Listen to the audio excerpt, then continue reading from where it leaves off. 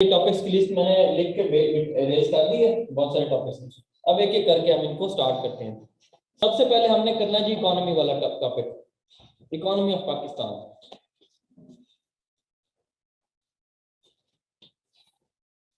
ठीक है जी, हम जाएंगे इकोनॉमी के ऊपर और मैं जरा खोल लूं ताकि वो टॉपिक कोई और भी कोई टर्म है तो मिस ना हो जाए।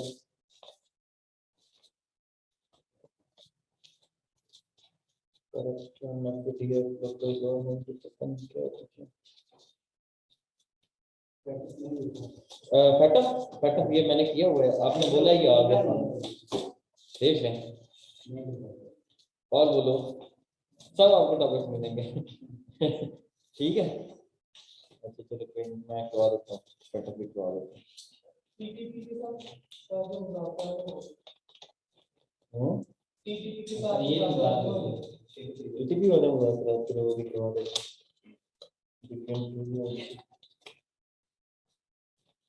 हूँ। ये भी नोट्स बहुत अच्छे हैं, मैं इसलिए नहीं कह रहा कि मेरे हैं, और बहुत अच्छे हैं।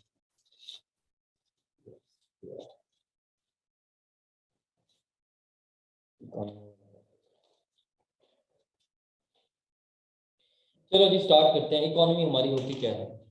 आप लोगों ने ना जरा जल्दी जल्दी लिखते जाना है ताकि हमने बहुत कुछ कवर करना है, 5 दिन में हमारे लिए मुश्किल हो जाएगा। तो आप लोगों ने बस आपका इधर आपके जहन होना चाहिए और आपका पेन चलना चाहिए। इकोनॉमी ऑफ पाकिस्तान, इकोनॉमी होती है एक्टिविटी कौन सी वाली? Production and consumption. ठीक है जी, जितनी भी आपके मुल्क में प्रोडक्शन एंड कंजम्पशन एक्टिविटी होती है हम उसको क्या बोलते हैं? इकोनॉमी बोलते हैं। ठीक है जी, उसके बाद हम आपको आते हैं जीडीपी के ऊपर। जीडीपी क्या होती है? इकोनॉमी के मैं बाद में आपको कंपोनेंट्स भी बताऊंगा। जीडीपी होती है gross domestic products, gross domestic products GDP. Gross domestic product आपकी वो होती है कि the monetary value of services and goods, the monetary value of services and goods which are produced, the monetary value of goods and services which are produced within the country's border, within the country's borders within a year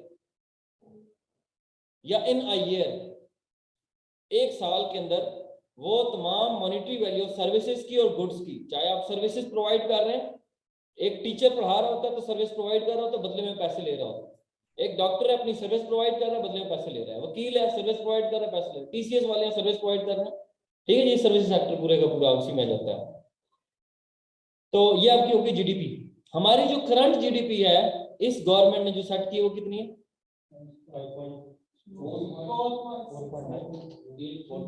अभी अभी इस government ने जो current set की है, मैं तो कहना लाओ सही दसो, ग्रोथ रेट जीडीपी का ग्रोथ रेट 4 यार क्या हो गया? 2020 और 21 का था 3.96। ठीक है जी, 5.37 है। अभी जो रिवाइज किया इन्होंने, यानी कि फिस्कल ईयर, रिवाइज नहीं, फिस्कल ईयर 2021 और 2022 के लिए हाँ टारगेट सेट किया हुआ 2021 के लिए जो जीडीपी करंट ईयर 5.37%। पिछले साल थी 3.9। कितनी? 4 मुझे नहीं पता, मुझे पिछले साल की पता है। हाँ तो वो मुझे बताए ना।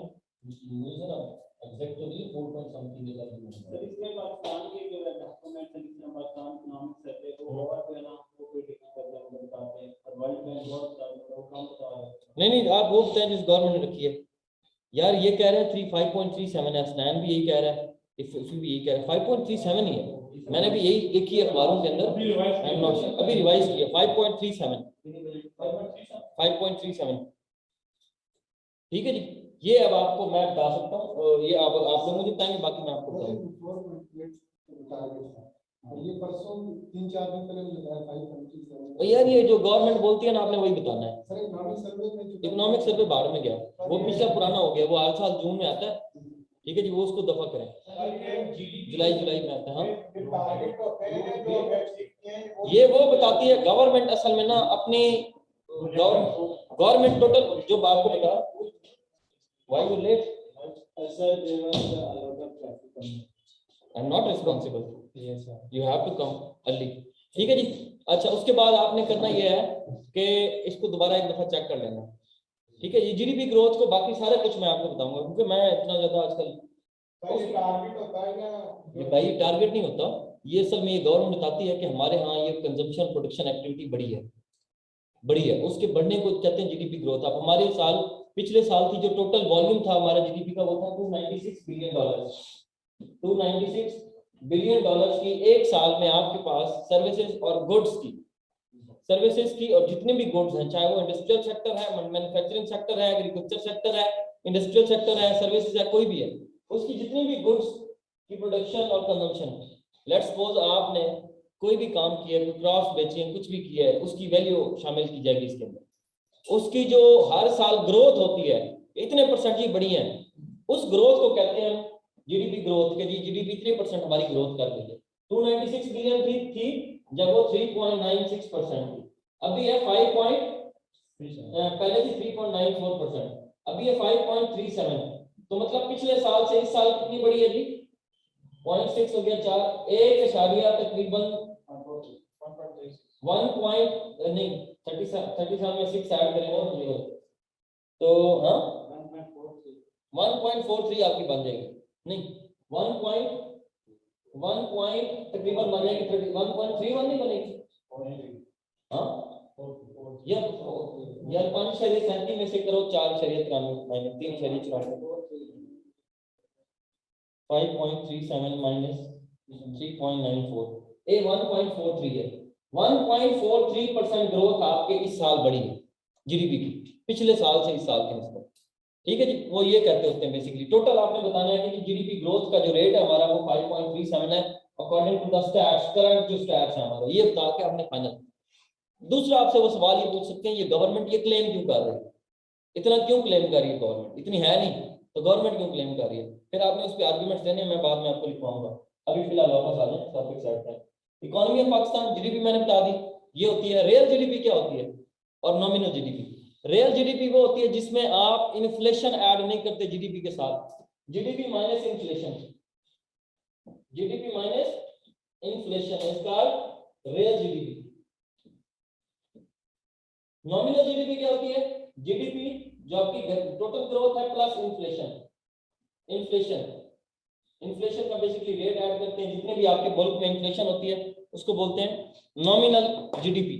ये जी नॉमिनल जीडीपी कितनी है, जीडीपी प्लस इन्फ्लेशन को मिला के आपकी नॉमिनल जीडीपी बनेगी. और ये उसके बाद आपने हमारी जीडीपी का वॉल्यूम देख लेना. जो पिछले साल का वॉल्यूम था वो था $296 बिलियन. ये हमारी टोटल इकोनॉमी थी, ये जो हमारा वॉल्यूम था जीडीपी का. अब इस साल चूंकि बढ़ी है तो ये भी थोड़ी सी बढ़ गई हुई है.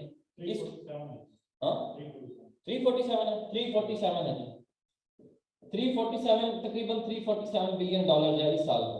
जीडीपी का ये वॉल्यूम होता है, ये जीडीपी का वॉल्यूम. ठीक है जी. कि एक साल में सर्विसेज की और गुड्स की हमारे साथ कितनी वो बढ़ी है उसको कहते हैं हम ये जीडीपी के अंदर के उसका वॉल्यूम हमारा कितना है. और अगर परसेंटेज में ग्रोथ पूछे तो 5.37. ओके हो गया. उसके बाद वापस आ जाए ये नॉमिनल और जीडीपी और रियल जीडीपी क्लियर हो गई है. उसके बाद जीएनपी पे आ जाए. जीएनपी होती है gross national products. Gross national products ये भी आपकी जीएनपी. ग्रॉस नेशनल प्रोडक्ट्स वो होती हैं the monetary value of goods and services, the monetary value of goods and services which are produced by the country's citizens, which are produced by the country's citizens, जो country के citizens बनाते हो. अच्छा, अब इसमें क्या चीज आ जाती है? सारी की सारी आपकी रेमिटेंसेज आ जाती हैं.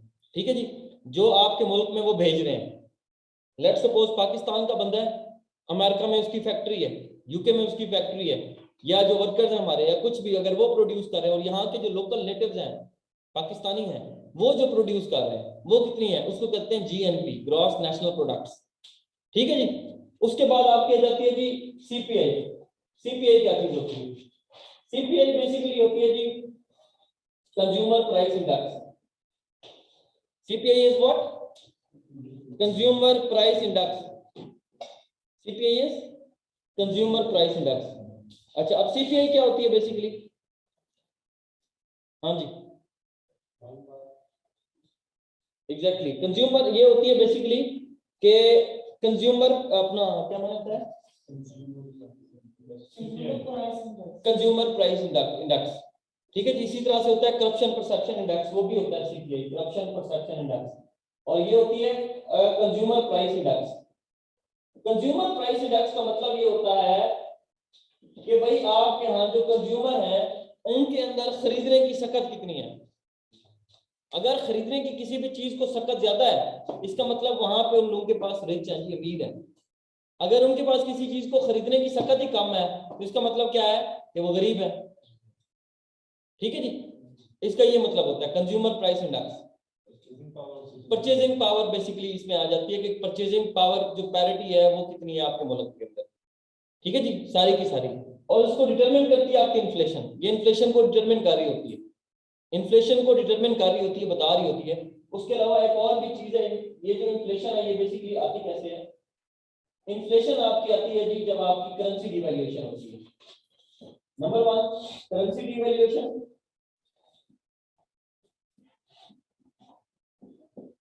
एक वजह ये होती है, फिर अब इन्फ्लेशन की दूसरी वजह होर्डिंग है, ब्लैक में बेचना।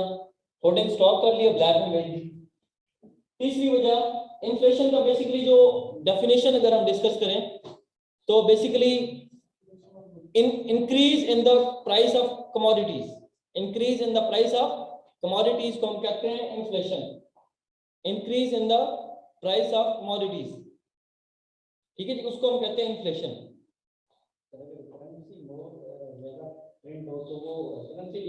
एक तो यस, करेंसी डिवैल्यूएशन आपकी तभी बेसिकली होती है जब आपके यहाँ ज्यादा करेंसी को आप छाप रहे होते हैं। ठीक है, इसकी मल्टीपल रीजन होते हैं। करेंसी डिवैल्यूएशन भी है, पेपर प्रिंटिंग, करेंसी प्रिंटिंग भी है। ठीक है जी, लेकिन करेंसी प्रिंटिंग कौन सी वाली? जिसमें आप बहुत ज्यादा प्रिंट कर देते हैं, अफरात जार बहुत ज्यादा वो आपकी बढ़ जाती है। ठीक है जी। अच्छा, उसके बाद आपकी होर्डिंग हो गई, करेंसी डिवैल्यूएशन हो गई। तीसरे नंबर पे आपकी एक्सपोर्ट्स क्या होती हैं? लो। और इंपोर्ट्स क्या होती हैं? हाई। तो उससे क्या होगा?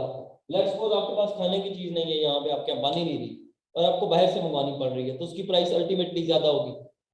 ठीक है जी, लोकल प्रोडक्शन कम होगी। उसके बाद इन्फ्लेशन की एक और वजह क्या होती है कि जो लोकल प्रोडक्शन है लेस, लोकल प्रोडक्शन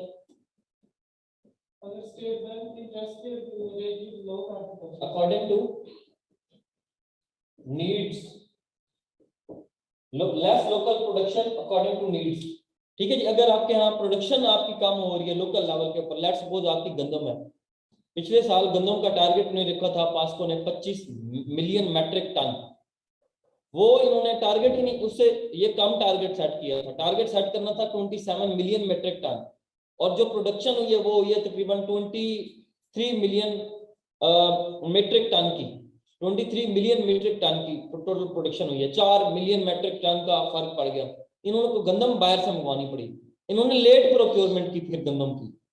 गंदम का एक सीजन आता है ना, सीजन में आप खरीदेंगे रेट कम होगा। आप सीजन के बाद 6 महीने बाद खरीदेंगे तो गंदम महंगी होगी इंटरनेशनल मार्केट के अंदर। एक वो वजह भी होती है लेट प्रोक्योरमेंट, इसी के अंदर आ जाती है। जब आपकी लेट प्रोक्योरमेंट कर रहे होते हैं किसी भी चीज में, आपके मुल्क का बहरान होता है, गवर्नमेंट उसको बाद में रियलाइज करती है। ठीक है जी, तो ये आपकी आ जाती है जी इन्फ्लेशन।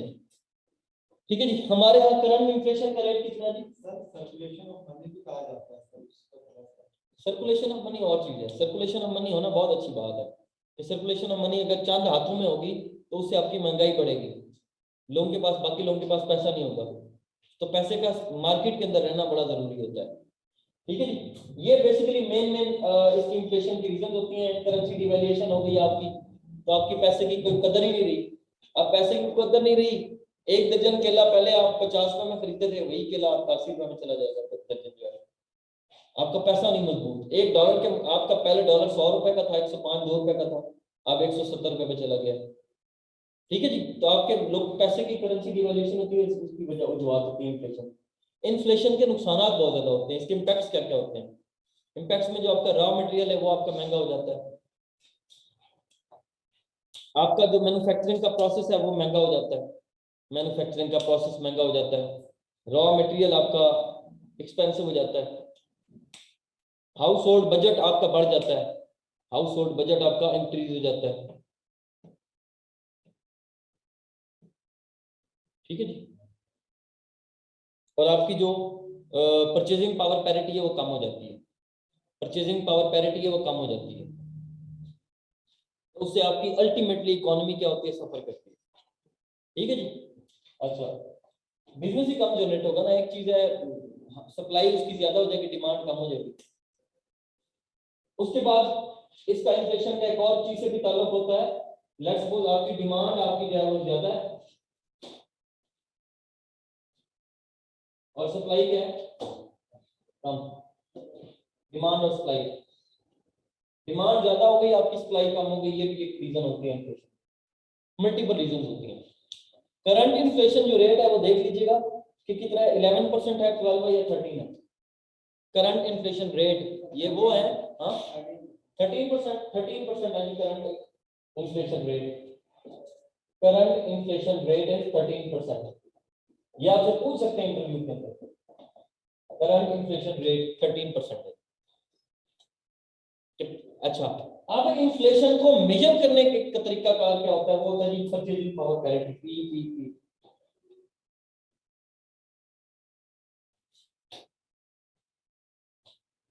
परचेजिंग पावर पैरिटी, ठीक है जी, purchasing power parity. Purchasing power parity आपको बताती है, अगर ये परचेजिंग पावर पैरिटी आपकी कम हो जाए तो अल्टीमेटली बताती है कि आपकी इन्फ्लेशन बहुत हो जाए। अगर आपकी परचेजिंग पावर पैरिटी ज्यादा हो जाए तो इसका मतलब कि आपके यहाँ इन्फ्लेशन जो है वो कम है। तभी पे इन्फ्लेशन 13% इसमें बताई है, ये क्या शो करेगी 13%? 13% ये शो करती है, लेट्स सपोज ये कप है, इसकी कीमत पहले ये इन्फ्लेशन 9% पे थी, ये कप लेट्स सपोज 50 रुपए का था, अब एकदम से इन्फ्लेशन बढ़ गई है, 13% पे चली गई है, तो जाहिर सी बात है कप कप की जो कीमत है ये भी बढ़ जाएगी। कोई भी चीज ले लें, दालें, घी, चावल, सब्जियां, इनकी उतने परसेंटेज वाइज जो उनके पैसे होंगे, लेट्स सपोज अगर 13 है तो 4% इस कप की बढ़ी है, 50 का 4% ले इसमें ऐड कर दें, ठीक है जी, 54 रुपए का ये कप आपका हो जाएगा। या जो भी 50 का 4% बनता है कितना बनेगा, 8 रुपीज, हाँ 8 रुपए बनेंगे, तो जो इसी कप है वो 50 रुपए का हो जाएगा, पहले 50 रुपए का, ये फर्क पड़ेगा। 2 रुपए बनता है, जितना भी बनता है वो ला लो, ठीक है। ਹੁਣ ਇਹ ਤੁਸੀਂ बैठे मैथमेटिशियन, ठीक है, 2% है, 4 है, 8 है, जो आईडी कितनी होनी चाहिए, जीरो नहीं चाहिए? नहीं, जीरो नहीं होनी चाहिए, 5-6 पे होनी चाहिए, 4%, 5% होनी चाहिए, इतना ज्यादा कि 13% पे जाके आपने लोगों को मरवा दिया बेचारे, 20,000 तक नाम दिए लोगों ने कि जनाब वो घी इतने में पहुंच गया, चावल इतने में पहुंच गया, आटा इतने में पहुंच गया। हाँ अच्छा, इसका जो फार्मूला होता है ना, ये कंज्यूमर प्राइस इंडेक्स का, वो होता है price of basket of goods in current year divided by price of basket of goods in base year multiply by 100, multiply by 100, ये इसका फार्मूला होता है। बेस ईयर वो होता है जो पिछला साल है। इस साल आपकी बास्केट ऑफ गुड्स क्या है, बास्केट ऑफ गुड्स किसी भी चीज को ले लें, कोई भी चीज है, बास्केट ऑफ गुड्स फ्रूट का ले लें, ये पॉइंटर ले लें जी, पहले 10 पॉइंटर थे वो 100 रुपए में आते थे, डिवाइड बाय उसकी जो प्राइस है इन बेस ईयर, अब ये ठीक है जी, पहले पिछले साल 100 रुपए में आते थे, अभी उसकी प्राइस बढ़ गई है, लेट्स सपोज आप 120 रुपए के हो गए, 10 बास्केट ऑफ गुड्स है ना, कोई भी ले लें, अब 120, तो अब 120 ऊपर रखेंगे, नीचे 100 रखेंगे, जो पिछले साल की थी टोटल आइटम्स की, मल्टीप्लाई बाय 100 करेंगे, आपके पास रेट आ जाएगा, ठीक है जी। तो ये इसका बेसिकली फार्मूला होता है कंज्यूमर प्राइस इंडेक्स का, ठीक है जी। अच्छा जी, समझ लग रही है कि इन्फ्लेशन को कैसे देखते हैं। हम कहते हैं ना यार पिछले साल तो ये डीजल का जो पेट्रोल का रेट था वो तो 110-15 रुपए पर लीटर था, अभी बढ़ गया है, इसका मतलब क्या हुआ, इन्फ्लेशन बढ़ गई है, ठीक है जी। अब फिर इन्फ्लेशन बढ़ने से क्या होता है कि आपकी सकत कम हो जाती है, खरीदने की किसी कुव्वत खरीद कम हो जाती है।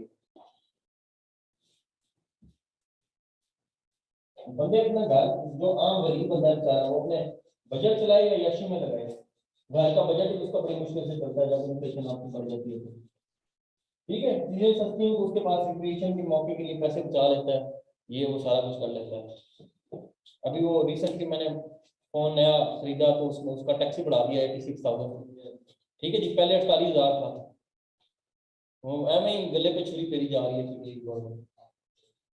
ठीक है जी, उसके बाद आगे चलते हैं। बिजली को कम कैसे किया जा सकता है? ये जो स्टेप्स हैं इनको रिवर्स, आप लोकल प्रोडक्शन बढ़ा दें चीजों की, आप सप्लाई और डिमांड जो है उसको प्रॉपर, उसको कौन करता है? आप लोग करते हैं, एसीडीसी करता है, तहसीलदार करता है। मार्केटों में जाके डेली छापे मारना, उनको जाके सील करना, बंद करना, होर्डिंग को खत्म करवाना, सप्लाई चेन मार्केट के अंदर देखना होता है कि इनको जरूरत क्या है वहां को, उनकी रिक्वायर्ड पूरी करवाना सारा कुछ। ठीक है जी। उसके बाद आपकी करेंसी स्ट्रांग होनी चाहिए, करेंसी वैल्यूएशन के लिए आपको काम करना पड़ेगा, आपको अपनी एक्सपोर्ट्स बढ़ानी पड़ेगी। ठीक है जी, आपको इंपोर्ट अपना कम, इंपोर्ट बेस्ड इकोनॉमी है ना हमारी हमारी इंपोर्ट बेस्ड इकोनॉमी, कम एक्सपोर्ट्स आप ज्यादा करें। अल्टीमेटली आपके पास डॉलर होगा, आपके पास पैसा होगा, तो यहाँ पे कम से कम जो रॉ मटेरियल है वो सस्ते में पड़ेगा। बिजली की कीमतें आपको इतनी महंगाई की हुई है, ये टैक्सेस ही आवाम नहीं देती, इसके बहुत सारे फैक्टर्स हैं। ठीक है जी। अच्छा, तो उसके बाद आगे चलते हैं जी। तो उसके बाद है जी ट्रेड डेफिसिट क्या होता है? Trade deficit, trade deficit basically आपका होता है जी, लेट्स सपोज आपकी एक्सपोर्ट्स कम है और इंपोर्ट्स आपकी ज्यादा है। लेट्स सपोज आप बाहर से चीज कहते हैं ना इंपोर्टेड है जी, इंपोर्टेड है, तो भाई इंपोर्टेड है तो आपको डॉलर्स देने पड़ेंगे, आपको मुल्क में ऑलरेडी डॉलर का कमी है, तो आपको करना क्या पड़ता है कि आपको इंपोर्ट्स घटानी पड़ती हैं और एक्सपोर्ट्स बढ़ानी पड़ती हैं, तो तब आपका ट्रेड डेफिसिट नहीं बचता। ट्रेड डेफिसिट में जाते ही तब है जब आपकी जेब में पैसे कम होते हैं और आपने उधार पे ज्यादा पकड़ ली कोई चीज, या ज्यादा बाहर से ज्यादा आपकी इंपोर्ट ज्यादा है, एक्सपोर्ट्स हमारी कम है। मैं बताता हूँ कि इसको पूरा कैसे करते हैं। करंट एक्सपोर्ट और इंपोर्ट, एक्सपोर्ट जो है मेरे ख्याल से कुछ 26 बिलियन डॉलर की है, और जो हमारी इंपोर्ट्स हैं वो 46 बिलियन डॉलर की, ऐसा ही है। अच्छा, इनके अंदर गैप कितना आया? 20 बिलियन डॉलर्स का। 20, 22, 48 की है मेरे ख्याल से एक्सपोर्ट्स ना हमारी, इंपोर्ट्स नहीं इतनी है, 48 है। तो आपके पास टोटल 22 बिलियन डॉलर का ये आ गया ट्रेड डेफिसिट। तो भाई ये पूरा कैसे होता है ट्रेड डेफिसिट, मैं भी बताता हूँ, अभी बताता हूँ। ठीक है जी, ये आपके पास 22 बिलियन डॉलर का आपके पास ट्रेड डेफिसिट आ गया। ठीक है, अब आपने ये पूरा कैसे करना होता है? स्टेट कैसे पूरा करती है? नहीं, रेमिटेंसेस, वो भी तो आपके पास डॉलर की फॉर्म में आ रही है, या जो और करेंसी है उसकी फॉर्म में आपके पास आ रही है, आप बाहर के मुल्कों से ट्रेड फिर उसी हिसाब से कर रहे होते हैं। ठीक है जी। तो लेट्स सपोज आपके पास इस साल की जो टोटल आपके पास 26 बिलियन डॉलर्स की आई थी, क्या आई थी? रेमिटेंसेस, जो बाहर के बंदे आपको भेज रहे होते हैं, रेमिटेंसेस घरों में। आजकल वैसे डॉलर महंगा हुआ है यहाँ पे पाकिस्तान में, वो डॉलर एक भेजते हैं, पहले वो भेजते थे 100 रुपए का था, अब 170 रुपए का डबल हो गया। ठीक है जी, या 70 गुना बढ़ गया है। तो रेमिटेंसेस आपके पास है, तो आपके पास 4 बिलियन सरप्लस में चला गया। किसमें चला गया? ये कहाँ जाएगा आपका सीधा? ये जाएगा नहीं, करंट अकाउंट डेफिसिट के अंदर, या ये जो आपका सॉरी ये जाएगा सीधा बैलेंस ऑफ पेमेंट के अंदर।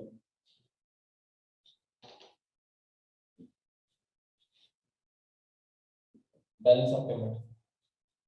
अच्छा, ये तो 4 बिलियन डॉलर गवर्नमेंट कहती है ना कि जी हमारे पास ये इस दफा बढ़ा है, पीटीए ने क्लेम किया था कि जी हमने एक्सपोर्ट्स अपनी बढ़ाई है थोड़ी सी, और थोड़ा सा इंपोर्ट भी कम किया, अननेसेसरी इंपोर्ट कम की है। ठीक है, चीजों के ऊपर अननेसेसरी इंपोर्ट कैसे कम किए? चीजें महंगी कर दी है, टैरिफ लगा दी है। लेट्स सपोज अगर ये फोन बाहर से आ रहा था पहले कोई 2 लाख का, तो आप 3 लाख का कर दिया, टैरिफ बढ़ा दिया। ठीक है जी, तो लोग अब पहले जो ज्यादा खरीदते थे अब कम लोग खरीदेंगे, तो डॉलर बाहर कम जाएगा, ये होता है टैरिफ बढ़ाना। ठीक है जी। अच्छा, ये जाएगा बैलेंस ऑफ पेमेंट में। दो चीजें होती हैं, एक होता है करंट अकाउंट डेफिसिट और दूसरा होता है ये आपका कैपिटल अकाउंट। कैपिटल अकाउंट और करंट अकाउंट, ये इसमें दो चीजें होती हैं बैलेंस ऑफ पेमेंट क्राइसिस के अंदर। कौन कौन सी चीजें होती हैं बैलेंस ऑफ पेमेंट क्राइसिस के अंदर? एक तो होता है आपका करंट अकाउंट और दूसरा होता है कैपिटल अकाउंट। कैपिटल अकाउंट और करंट अकाउंट, ये बैलेंस ऑफ पेमेंट है क्या बेसिकली? बैलेंस ऑफ पेमेंट होता है बेसिकली ये आपका, ये जो आपका है foreign exchange inflow and outflow, inflow and outflow of foreign exchange. Foreign exchange में आपके पास क्या आता है? डॉलर्स, ठीक है जी। इनफ्लो एंड आउटफ्लो बेसिकली एक अकाउंट मेंटेन हो रहा होता है कि आपके पास रिसीव्स जो आपकी टोटल होती हैं, रिसीव्स आपने बाहर से कितना डॉलर मंगवाया, अंदर आपके मुल्क में कितना आया, और इधर से डॉलर बाहर कितना गया, वो इसी ये जो बैलेंस ऑफ पेमेंट है इसमें मेंटेन हो रहा होता है। उसमें दो अकाउंट होते हैं, कैपिटल अकाउंट होता है, करंट अकाउंट होता है। एक क्या होता है जी? कैपिटल अकाउंट होता है और दूसरा करंट अकाउंट होता है जी। ये सीधा जाता है आपका बैलेंस ऑफ पेमेंट के अंदर, तो फिर कहते हैं हम बैलेंस ऑफ पेमेंट हमारा सरप्लस में। अगर ये ना हो फिर हम कहते हैं बैलेंस ऑफ पेमेंट क्राइसिस आ गया है। फिर जब क्राइसिस आता है फिर हम जाते हैं चाइना के पास या जाते हैं आईएमएफ के पास, यार हमारे पास डॉलर कम पड़ा है। फिर जो डॉलर इसके अंदर हमारे पास कम पड़ जाता है, लेट्स सपोज आपने आपका सबसे ज्यादा इंपोर्ट मिला ऑयल का, ठीक है जी, सबसे ज्यादा आपका 46% तकरीबन आपको ऑयल बाहर से जो हम मंगवाते हैं सबसे ज्यादा आपको वही महंगा पड़ता है। तो आप कहते हैं यार हमने अपने मुल्क की इंडस्ट्री चलानी है तो हमारे पास डॉलर ही नहीं बचा। आपके पास जो फॉरेन एक्सचेंज रिजर्व में जो स्टेट बैंक के पास पड़ा हुआ था foreign exchange reserve, let's suppose अभी ये कहते हैं कि नहीं हमारे पास 20 बिलियन डॉलर पड़ा हुआ है। ये जो फॉरेन एक्सचेंज रिजर्व पड़ा होता है उतना ही आप पैसा छाप सकते हैं अपने मुल्क के अंदर, उससे ज्यादा आप पैसा छाप नहीं सकते। उससे ज्यादा छापेंगे तो क्या होगा? महंगाई होगी। हमारे यहाँ क्या होता है? छापी जाओ छापी जाओ, उससे क्या होता है कि बढ़ जाता है जी आपके ऊपर, इन्फ्लेशन बढ़ जाती है, करेंसी डिवैल्यू होगी आप। ये फॉरेन एक्सचेंज रिजर्व हमारे पास है 20 बिलियन डॉलर, इधर से पकड़ा और बैलेंस ऑफ पेमेंट में डाल दिया। चलो जी 5 बिलियन डॉलर पकड़ा, इधर से डाल दिया, इधर पीछे रह गए 15 बिलियन डॉलर। तो भाई स्टेट को भी तो सर्वाइव करना है ना, कभी भी क्राइसिस की सिचुएशन आ सकती है। लास्ट टाइम हमारे पास जब नवाज शरीफ गवर्नमेंट गई थी तब 8 बिलियन डॉलर रह गया था। 7-8 बिलियन डॉलर पे गेम बच गई थी टोटल आपकी इकोनॉमी, 7-8 बिलियन डॉलर टोटल जो आपका फॉरेन एक्सचेंज रिजर्व पड़ा हुआ था, और था ही नहीं आपके पास बाकी, ठीक है जी। फिर इन्होंने पीटीआई ने ऊपर नीचे मार मूर के अब ये स्टैट्स में दे रहे हैं कि जी अब हमारे पास 20 बिलियन डॉलर फॉरेन एक्सचेंज में पड़ा हुआ रिजर्व। अब पता नहीं है या नहीं, ये अल्लाह को पता है या उनको पता है, ठीक है जी। उन्होंने कहा कि जी बैलेंस ऑफ पेमेंट अब हमारे यहाँ मसला नहीं है, अब हमारा सरप्लस में आ गया। क्यों है सरप्लस में? कि हमने अपनी एक्सपोर्ट्स बढ़ाई हैं और अपनी रेमिटेंसेस भी बाहर से ज्यादा बढ़ाई हैं, और इंपोर्ट बिल हमने कम किया है। इंपोर्ट बिल का मतलब बाहर से चीजें कम की हैं, यहाँ की जो लोकल प्रोडक्ट्स थे उनको बढ़ाया ताकि हमारे पास डॉलर ज्यादा है। और रेमिटेंसेस भी बाहर के लोगों ने पहले 22 बिलियन डॉलर भेजे थे, इस साल 4 बिलियन डॉलर हमने एक्स्ट्रा भेजे, यानी कि 26 बिलियन डॉलर भेजे, ठीक है। सर ये जो बैलेंस ऑफ पेमेंट में ये रिसिप्ट्स आएंगी किस चीज की रिसिप्ट? ये रिसीप्ट वो होती हैं जो आप बाहर से लेन देन कर रहे होते हैं। मैंने बताया ना inflow and outflow of foreign exchange. Foreign exchange मतलब डॉलर, इनफ्लो का मतलब यहाँ से गया आपकी जेब से गया डॉलर बाहर के मुल्कों के साथ जो आपने ट्रेड की। आउटफ्लो का मतलब जो उधर से आपकी जेब में आया, उसका हिसाब किताब रखना है, वो बैलेंस ऑफ पेमेंट का। समझ लगी है? ठीक है जी, ओके हो गया, क्लियर है। कैपिटल अकाउंट में ये होता है कि आपका बेसिकली वही अकाउंट मेंटेन हो रहा होता है, और कैपिटल अकाउंट में जो आपका बचता है वो सरप्लस उसी में चला जाता है कैपिटल में, ठीक है जी। और करंट अकाउंट डेफिसिट में ये होता है कि हर साल का ही मेंटेन हो रहा होता है आपके पास टोटल जो बजट है। The difference of countries foreign income and expenditure, the difference between countries foreign income and expenditure वो आपका होता है करंट अकाउंट के अंदर। जो भी कंट्री का फॉरेन इनकम कितना है और एक्सपेंडिचर कितना है, वही बात आ गई इनफ्लो और आउटफ्लो वाली, ठीक है जी। वो ज्यादातर आपसे ये पूछता है कि बैलेंस ऑफ पेमेंट के बारे में या करंट अकाउंट डेफिसिट के बारे में। तो मैंने बता दिया सिंपल सी definition, inflow and outflow of foreign exchange.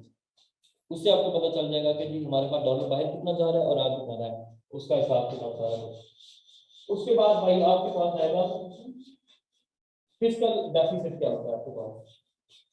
ये जो फिस्कल डेफिसिट है, फिस्कल आपके मुल्क के अंदर होता है जिसको कहते हैं माली खसारा। क्या बोलते हैं? मतलब माली खसारा, ये जो माली खसारा होता है आपके पास, ये क्या होता है? लेट्स सपोज आपका बजट बन गया जी, आपके पास रेवेन्यू होता है और दूसरे आपके पास एक्सपेंडिचर होते हैं। अगर आपके एक्सपेंडिचर बढ़ जाए, एरो में लगा रहा हूं बढ़ाने का, और रेवेन्यू आपके पास कम हो जाए, आपकी जेब में कम आ रहा है, खर्चा ज्यादा हो रहा है, तो क्या हो जाएगा? Fiscal deficit. If the expenditure is increased and revenue is decreased, तो जो डिफरेंस आता है वो क्या कहलाता है? फिस्कल डेफिसिट कहलाता है। ये आपके मुल्क के अंदर होता है जो भी बजट पास होता है, कि हुकूमत के पास रेवेन्यू कम आ रहा होता है और खर्चे बढ़ जाते हैं, फिर हमें क्या करना पड़ता है? लोन लेना पड़ता है। जब हमारे पास बैलेंस ऑफ पेमेंट भी क्राइसिस हो, फिर भी हो, बैलेंस ऑफ पेमेंट को भी पूरा करना है, हमने फिस्कल डेफिसिट भी करना है। फिस्कल डेफिसिट आपका बेसिकली ये यहाँ से आपका बजट तय होता है, ये जो बजट है आपका, उसमें आपका देखते हैं कि रेवेन्यू कितना है और एक्सपेंडिचर कितना गया है। बजट जो आपका बनता है, बेसिकली बजट में भी यही होता है कि आपके पास ये जो आपकी टोटल फिस्कल पॉलिसी है वो इसी में आती है। फिस्कल पॉलिसी, फिस्कल पॉलिसी में जी आपने स्पेंडिंग कहाँ करनी है और आपने रेवेन्यू कहां से लेना है। ये जो फिस्कल पॉलिसी है ये कौन बनाती है? गवर्नमेंट बनाती है, या जो आपकी एग्जीक्यूटिव है वो बनाती है, जो गवर्नमेंट में होती है। ठीक है जी, गवर्नमेंट के 3 ऑर्गन होते हैं ना, एक एग्जीक्यूटिव होता है, एक लेजिस्लेटिव और तीसरा जुडिशरी। गवर्नमेंट के ऑर्गन होते हैं।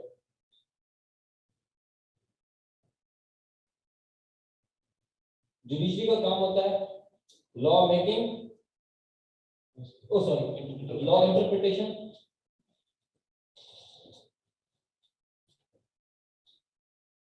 जुडिशरी कॉन्स्टिट्यूशन की गार्डियन भी होती है।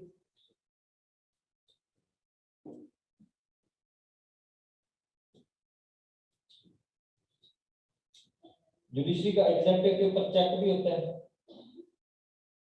ये जो गार्डियन मान लिखा है कॉन्स्टिट्यूशन की, इसका मतलब ये होता है कि जो आपके बेसिक फंडामेंटल राइट्स होते हैं, बेसिक फंडामेंटल राइट्स आपके आर्टिकल 8 से 28 तक होते हैं। आर्टिकल कॉन्स्टिट्यूशन के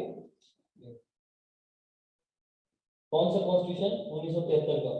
आर्टिकल 8 से लेकर 28 तक ये आपके बेसिक फंडामेंटल राइट्स, जो कोई नहीं छीन सकता।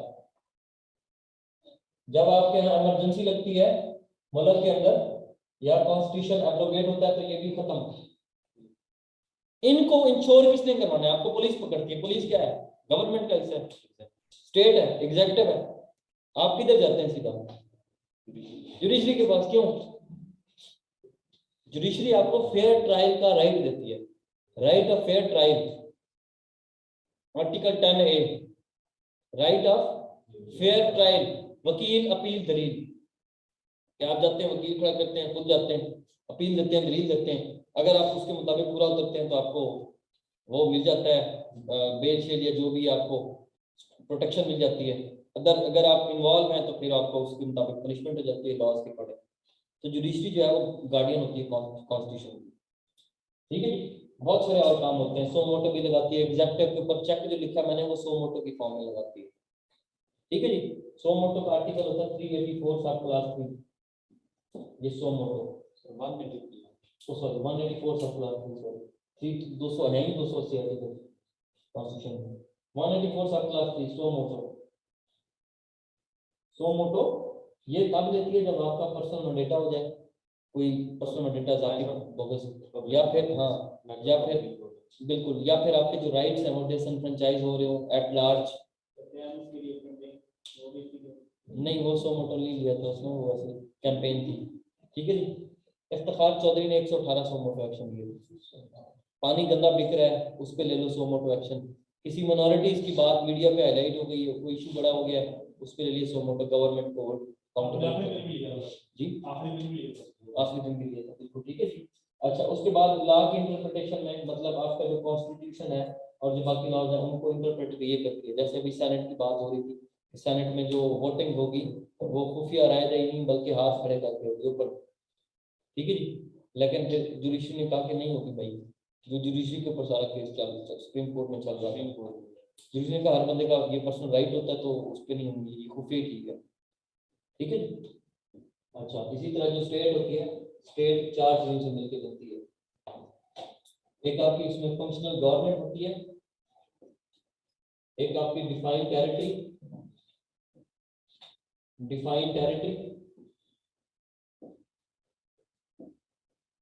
ये बहुत सारे मैं इसलिए करवा रहा हूँ बेसिक, क्योंकि बहुत सारे बच्चे वो हैं जिनको पता नहीं होता इन चीजों का। ये बेचारे 1 पेपर वाले होते हैं ना, उनको कम पता होता है। उसके बाद जी पॉपुलेशन, और चौथी होती है सॉवरेनिटी। ये जो सॉवरेनिटी होती है ये क्या होती है? सॉवरेनिटी, हाँ, सॉवरेनिटी होती है supreme power of any state, supreme power of any state. हमारी क्या है? हाँ हाँ, चलिए मैसेज कर दूँ। डिवाइन सॉवरेनिटी हमारे यहाँ क्या है? हमारे यहाँ डिवाइन है, डिवाइन यानी कि अल्लाह ताला के पास है, वही इक़्तिदार है अल्लाह का मालिक होता है। यूएसए में क्या है? यूएसए में पॉपुलर है, पॉपुलर सॉवरेनिटी। पॉपुलर सॉवरेनिटी क्या होती है? जो अवाम जहाँ पे इक़्तिदार है, अवाम मजबूत हो। उसके बाद यूके में क्या है? पॉपुलर, यूके में पॉलिटिकल है। पॉलिटिकल में क्या होता है? पॉलिटिकल सॉवरेनिटी का मतलब, पॉलिटिकल सॉवरेनिटी का मतलब कि आपकी पार्लियामेंट स्ट्रांग होती है, पार्लियामेंट वहां पे सबसे ज्यादा पावरफुल होती है, ये सॉवरेन होती है पार्लियामेंट, ये यूके के अंदर है। अब ये होगी, वापस आ जाए उसी के ऊपर, मैं आ रहा था फिस्कल पॉलिसी के ऊपर। फिस्कल पॉलिसी कौन बनाती है? स्टेट बनाती है, यानी कि स्टेट का मतलब गवर्नमेंट आपको बनाती है। फिस्कल पॉलिसी में वो देखते हैं कि हमने स्पेंडिंग कहाँ करनी है और रेवेन्यू कहाँ से जनरेट करना है। रेवेन्यू जनरेट करने के लिए जो उसके पास है मैकेनिज्म है, वो क्या है? एफबीआर। उसी में ये आपका कस्टम सिस्टम आ जाता है, ठीक है, जिसमें आपके सारे वो टैक्स लगाते हैं आपको। एक होते हैं इनडायरेक्ट टैक्सेस और एक होते हैं आपके पास डायरेक्ट टैक्सेस।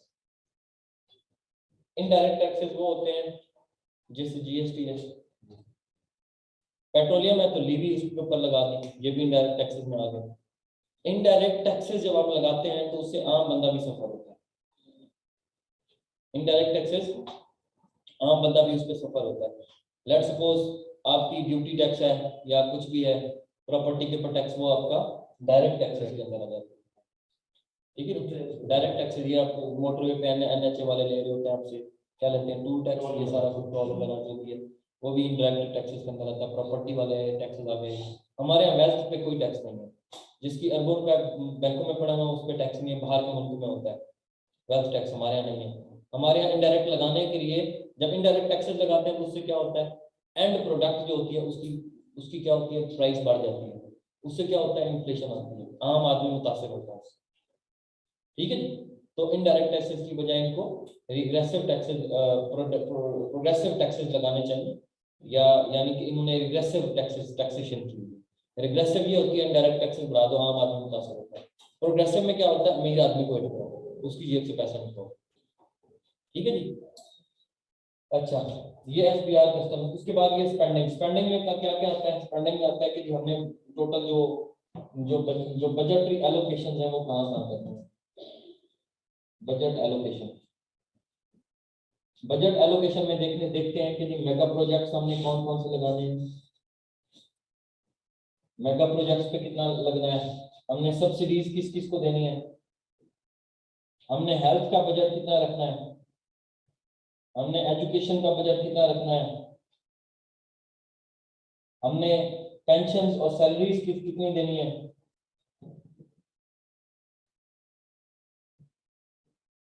ये सारा कुछ ये आपकी स्टेट बना, आपकी गवर्नमेंट बना रही होती है, ठीक है जी। अच्छा, तो इसको कहते हैं, हम क्या कहते हैं इसको? ये बजट एलोकेशन के बजट कहाँ कहाँ पे लगाते हैं। आपको तकरीर पढ़ के सुनाते नहीं फाइनेंस मिनिस्टर, वो आपको बता रहा होता है कि इतने परसेंट ये बढ़ा दिया हमने, यहाँ पे ये लगना है, यहाँ पे ये लगना है। ये वो आपकी बेसिकली बजट की डिस्ट्रीब्यूशन होती है, इतना बजट। इस दफा का जो बजट 2021 का फिस्कल ईयर था उन्होंने किया था, वो था तकरीबन 8850 बिलियन रुपीस, अरब रुपए, 8850 अरब रुपए। ये था इस साल का खसारा, इस साल का बजट टोटल, ये जो आपका है बजट टोटल इस साल का। अब इस साल के बजट में उन्होंने कहा था कि भाई हम 1370 अरब रुपए देंगे किसको, डिफेंस बजट को। उसके बाद जो है वो सूबों को एनएफसी की डिस्ट्रीब्यूशन का पता है ना, मैं भी बताता हूँ एनएफसी। उन्होंने कहा कि हम बाकी प्रोविंसेस का शेयर जाएगा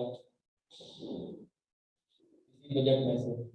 उसके बाद आपकी तकरीबन 3000 अरब रुपए जो है वो बिलियन रुपीस ये जाएंगे आपके टैक्स सर्विसिंग में, जो आप कर्जे की बाद में वापस देंगे, टैक्स सर्विसिंग। उसके बाद स्टेट ओन एंटरप्राइजेस को देंगे आप सब्सिडीज, ठीक है। अच्छा, ये मोटे मोटे हैं, ठीक है जी। इसमें 1370 अरब रुपए का आपका दिफाई बजट है। 3000 तो ये चला गया, तो ये कितना मान गया, तनख्वाह 4300। उसके बाद प्रोविंसेस का शेयर 1622 अरब रुपए दिए हैं सुबह पंजाब को, 1622 जो एनएफसी का शेयर था। इसी तरह से 52% इसका है, 24% सिंह को दिया था एनएफसी से, तकरीबन उसको 800 कुछ, उसको गया था 16 और 8 24, और इसी तरह से बलूचिस्तान और केपी को मिला के तकरीबन 3000 सूबों के बनते हैं। 3 और 3 6 और ये 7300, जो बाकी बचेगा 1500 अरब रुपए, या जो 1500 8 और 3 और 3 6 और 3 13 63 70 बनेगा। 7 और ऊपर 18 कितने होते हैं 25, जो 2500 अरब रुपए बाकी बचेगा वो कहाँ लगेगा, 1500 बनेगा। मतलब जो 1500 बनेगा वो वफाक की जेब में। अब वफाक ने क्या करना है, उससे आर्मी को सैलरी देनी है, कोविड के लिए पैसा निकालना है, पीसीबी को चलाना है, क्रिकेट बोर्ड को। उसके बाद जितनी भी स्टेट ओन एंटरप्राइजेस 200 हैं छोटी बड़ी, पीआईए, रेलवे, स्टील मिल, उनको सब्सिडीज देनी है। कोई मेगा प्रोजेक्ट्स हैं वो इनिशिएट करने हैं। इंटीरियर मिनिस्ट्री के अंदर एफआई आता है, उसकी तनख्वाहें, नैब आता है उसकी तनख्वाहें, उसके बाद वफाकी मुतसिब आता है उसकी तनख्वाहें, वफाक के जितने भी इदारे हैं उनकी तनख्वाहें, पेंशन उनको देनी। ओहो,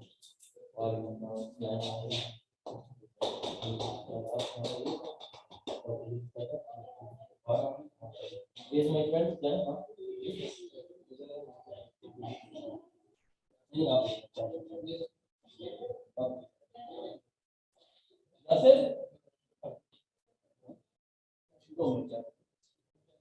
अभी कहाँ जा रहा है, ऐसा लग ही जा रहा है। चलो, थैंक यू सो मच। ठीक है, तो उसके बाद जो है, सॉरी, ये मेरे दोस्त हैं सलाम जम्मू, और अच्छा, ये पैसा बाकी जो है ना, ये बजट की डिस्ट्रीब्यूशन होती है कि आपने सूबों को भी दे दिया एनएफसी से, ये सूबों के पास ये जो जितना भी पैसा आया एनएफसी से, नेशनल फाइनेंस कमीशन बनता है बाद में उस सूबे की, ये नेशनल फाइनेंस कमीशन बनता है, ये डिवाइड करता है पैसा सूबों के और इसके वफाक के दरमियान। इसके बारे में आपको बताता हूँ। अब ये तो आपका टोटल हो गया बजट के डिवाइड कर दिया जी। सर, ये डिफेंस बजट जो है इसमें से आर्मी की सर्विस है वो किसके नहीं नहीं नहीं, ये इक्विपमेंट के लिए ये सिर्फ आपने बम शम बनाने हैं, टैंक खरीदने, तोपे खरीदने। हम इंडिया से I don't want to speak on it, ठीक है जी। और थ्रेट भी तो है ना, हमें जाहिर सी बात है, हमें इंटरनल सिक्योरिटी पे पैसा लगाना है, हमें एक्सटर्नल थ्रेट्स हैं, ठीक है जी। सारा कुछ है, 1370 अरब रुपए। और अकाउंटेबिलिटी, ठीक है जी। अच्छा, वो तो आपको पता नहीं, बहुत तो जाहिर सी बात है रखेगी, और एक्सटर्नल कोई नहीं, एग्जेक्टिव नहीं पूछ सकती भाई, ठीक है। अच्छा, आगे है सब्सिडीज आपकी होगी, ये इस तरह से आपका पूरा बजट बनता है। उसके बाद अब ये 8800 अरब रुपए आएगा कहाँ से, 8850 अरब रुपए। भाई एफबीआर को इन्होंने टैक्स दिया था, इस साल का टारगेट दिया था, क्या दिया था, फिर टारगेट दिया था 5800, तकरीबन 5888 या 5840 अरब रुपए। इस साल का कि आपने हमें 5840 रुपए जो मर्जी करो कमा के दो, जिसकी जेब काटनी है काटो, जिससे पैसा निकलवाना है निकलवाओ, ठीक है जी। जिस तरह मर्जी करना है हमें टैक्स लगा के दो।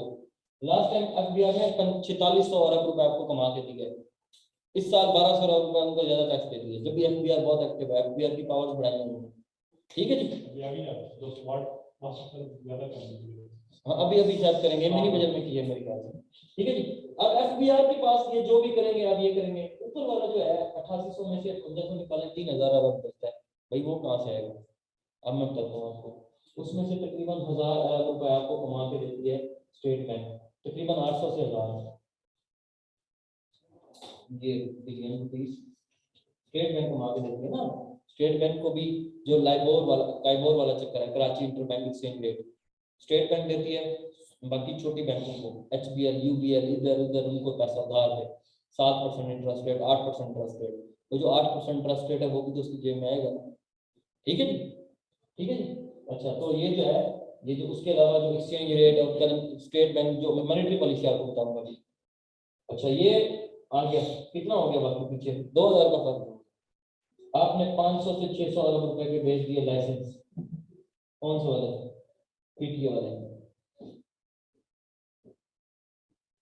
लाइसेंस में क्या बेचा आपने, PTA, जोंग है, जायज है, टेलीनॉर है, उधर उधर वाली हर साल खरीदते हैं इनकी।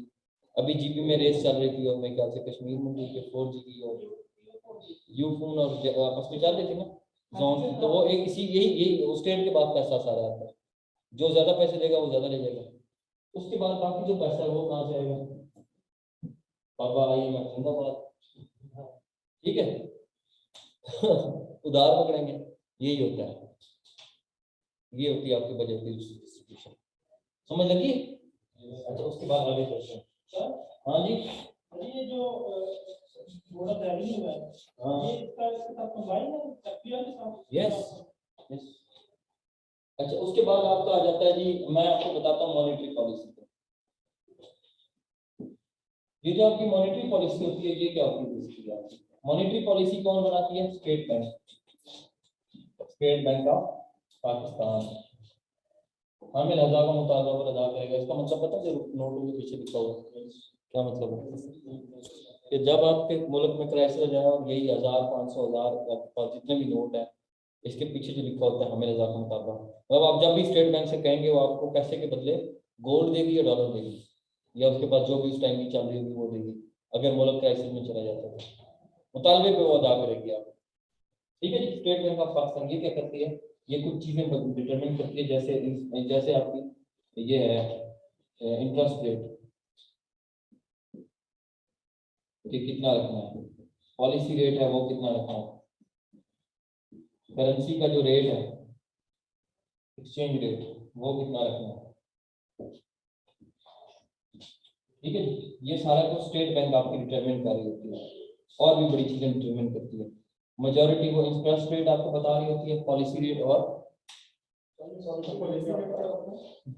पॉलिसी रेट में आता है काइबोर, काइबोर कहते हैं Karachi interbank exchange rate, offering rate, Karachi interbank offering rate. इसका मतलब ये होता है कि लेट्स सपोज ऊपर बैठी हुई आपकी स्टेट बैंक, स्टेट HBL को पैसे चाहिए, HBL को जैसे तैसे पैसे चाहिए, HBL ने गई स्टेट बैंक के पास, मुझे पैसे दो, वो अपनी जमानत जो भी लेगी वो तो लेगी लेगी, लेकिन उसको कहेगी भाई मैं तुम्हें 7% टैक्स पे देती हूँ इंटरेस्ट रेट, वही जो 7% रेट है वो इसमें आ जाएगा पॉलिसी रेट में। अच्छा, 7% है। अब SBP ने किसको दे दिया, HBL को दे दिया किधर, 7% पे। अब HBL ने पकड़ने बाकी पैसे UBL से, बाबा आप मुझे उधार दे दो, ये बैंकों का इंटर बैंक का भी होता है ना, कि UBL कहती है मैं अब 7% नहीं देने लगी आपको, मैं अब दूंगी आपको 8 या 8.5, 1% में अपना रखूंगी। ये बेसिकली इंटर बैंक ये लाइबोर कैबोर इसी चीज को देखता है कि ये अपने 7% रखना है, 8% रखना है, कितना रखना है। ठीक है जी, वो सारा कुछ इसी में आ जाता है। करेंसी एक्सचेंज रेट भी इसी के अंदर आ जाता है। एक्सचेंज रेट में क्या क्या चीजें आ जाती हैं कि करेंसी की, आपने डॉलर का रेट, इमरान खान को पता ही नहीं होता, लास्ट टाइम किसने पूछा था जी, वो तो आपसे पूछेंगे, साफी को भी नहीं पता था। इमरान खान का इससे क्या ताल्लुक है भाई, स्टेट बैंक ही देखती है ना सारे के सारे फेयर्स। उसके बाद फॉरेन एक्सचेंज रिजर्व भी इसी के पास होता है। उसके बाद करेंसी की प्रिंटिंग, कितनी करेंसी छापनी है कितनी नहीं करनी, वो भी इसी के पास होती है। बड़ा कुछ होता है स्टेट बैंक के पास, इख्तियारात होते हैं, किसका कर्जा माफ कर, प्रिंटिंग होती है ये पब्लिक होती है चीज के नहीं। आपको पता नहीं चोरी हुई कर रहे हैं कि वेबसाइट पड़ी है वहां पे डाटा शेयर करते हैं। ठीक है जी। ये आपकी होगी मॉनेटरी पॉलिसी। आपसे ये पूछेंगे मॉनेटरी पॉलिसी बनाता कौन है, क्या क्या चीजें उसके अंदर होती है, ज्यादा डीप में नहीं पूछेंगे आपसे, लेकिन हम आपको डीप में करवाते हैं। हाँ, उस पर बात कर लेते हैं। स्टेट बैंक का जो जो है ना बिल, ऑटोनॉमी करके स्टेट बैंक को ऑटोनॉमी कर देनी चाहिए, वो भी मैंने लिखा हुआ है इधर इन नोट्सों के अंदर। उससे क्या होगा कि पार्लियामेंट की ओवरसाइट कम हो जाएगी। मतलब पहले पार्लियामेंट आके स्टेट बैंक के गवर्नर को कह सकती थी, आओ भाई बताओ, मैं साल में एक दफा बुलाती थी, आओ भाई बताओ क्या सीन चल रहा है, कितना फॉरेन एक्सचेंज पड़ा हुआ है, क्या है क्या नहीं है, सारा कुछ वो काउंटेबल होता था। अब उसकी वो ओवरसाइट काम करती है। फिर दूसरे नंबर पे जो कर्जे शर्जे माफ करवाते थे, जी फिलहाल का कर्जा माफ कर दो, फिलहाल का कर्जा, इतनी बड़े बड़े इंडस्ट्रियलिस्ट बैठे हुए, स्टेट बैंक से उधार लिया, गवर्नमेंट से पैसा उधार लिया और वो माफ करवा दिया बाद में, जब अपनी गवर्नमेंट वाली है वो अब नहीं करवा सकेंगे। तीसरी बात, जो अकाउंटेबिलिटी है स्टेट बैंक के गवर्नर की, वो नहीं हो पाएगी। चौथी बात, जो स्टेट बैंक का गवर्नर है उसका टेन्योर फिक्स कर दिया गया। पहले कोई भी पीएम उसको हटा सकता था, अब उसको हटाया नहीं जाएगा, बोर्ड ऑफ गवर्नर्स बैठेंगे, ये वो सारा कुछ, तो अब उसका टेन्योर फिक्स कर दिया गया 5 साल के लिए। सर बोर्ड ऑफ गवर्नर भी तो गवर्नमेंट अपॉइंट करेगी। हाँ, बोर्ड ऑफ गवर्नर्स भी गवर्नमेंट अपॉइंट करती है, लेकिन वो उसको हटा नहीं सकते, फिक्स कर दिया गया टेन्योर। पहले कोई भी आता था, कभी कौन कभी कौन कभी कौन कभी कौन, टेन्योर उसका फिक्स कर दिया गया। तो ये जॉब सिक्योरिटी उसकी और बढ़ गई है, उसको मजीद ऑटोनोमस कर दिया गया। ठीक है, अब उसको डर शायद कोई नहीं है कि मुझे कोई हटा देगा। सर एक मैं ये पढ़ रहा था कि गवर्नमेंट जो है ना कॉल नहीं कर सकती आप स्टेट बैंक को इस तरह। हाँ जाहिर सी बात है, लेकिन बात करने का मकसद ये है ना कि स्टेट बैंक पहले जो अपनी मनमानियां करती थी वो नहीं करवा पाएगी।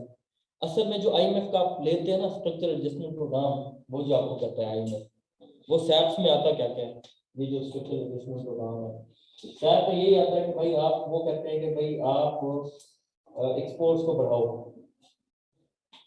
अब ये गवर्नमेंट का काम है, वो कहते हैं जी आप टैरिफ बढ़ाओ, या वो कहते हैं इंपोर्ट बिल कम करो, रिड्यूस इंपोर्ट बिल, जो बाहर से चीजें मंगवाते हैं उसको कम करो। उससे कम क्या होगा, आप बाहर से ज्यादातर क्या मंगवाते हैं, रॉ मटेरियल मंगवाते हैं, रॉ मटेरियल मंगवाया, इधर आपने बना के बाहर भेज दिया, तो रॉ मटेरियल ही जब आपके पास कम आएगा तो आपके यहाँ पे डेवलपमेंट उस हिसाब से इंडस्ट्री तो नहीं चल पाएगी, उसका भी नुकसान है। तीसरे नंबर पर आपसे कहता है कि सब्सिडीज खत्म कर दो, ये जो पीआईए को देते हो तुम इधर उधर, ये वो स्टील मिल रेलवे, इनके अंदर रिफॉर्म्स लाओ, ये सब्सिडीज कट कर दो, कट सब्सिडीज। ठीक है। चौथे नंबर पे आपसे कहता है कि एनर्जी की जो प्राइस है वो बढ़ाओ।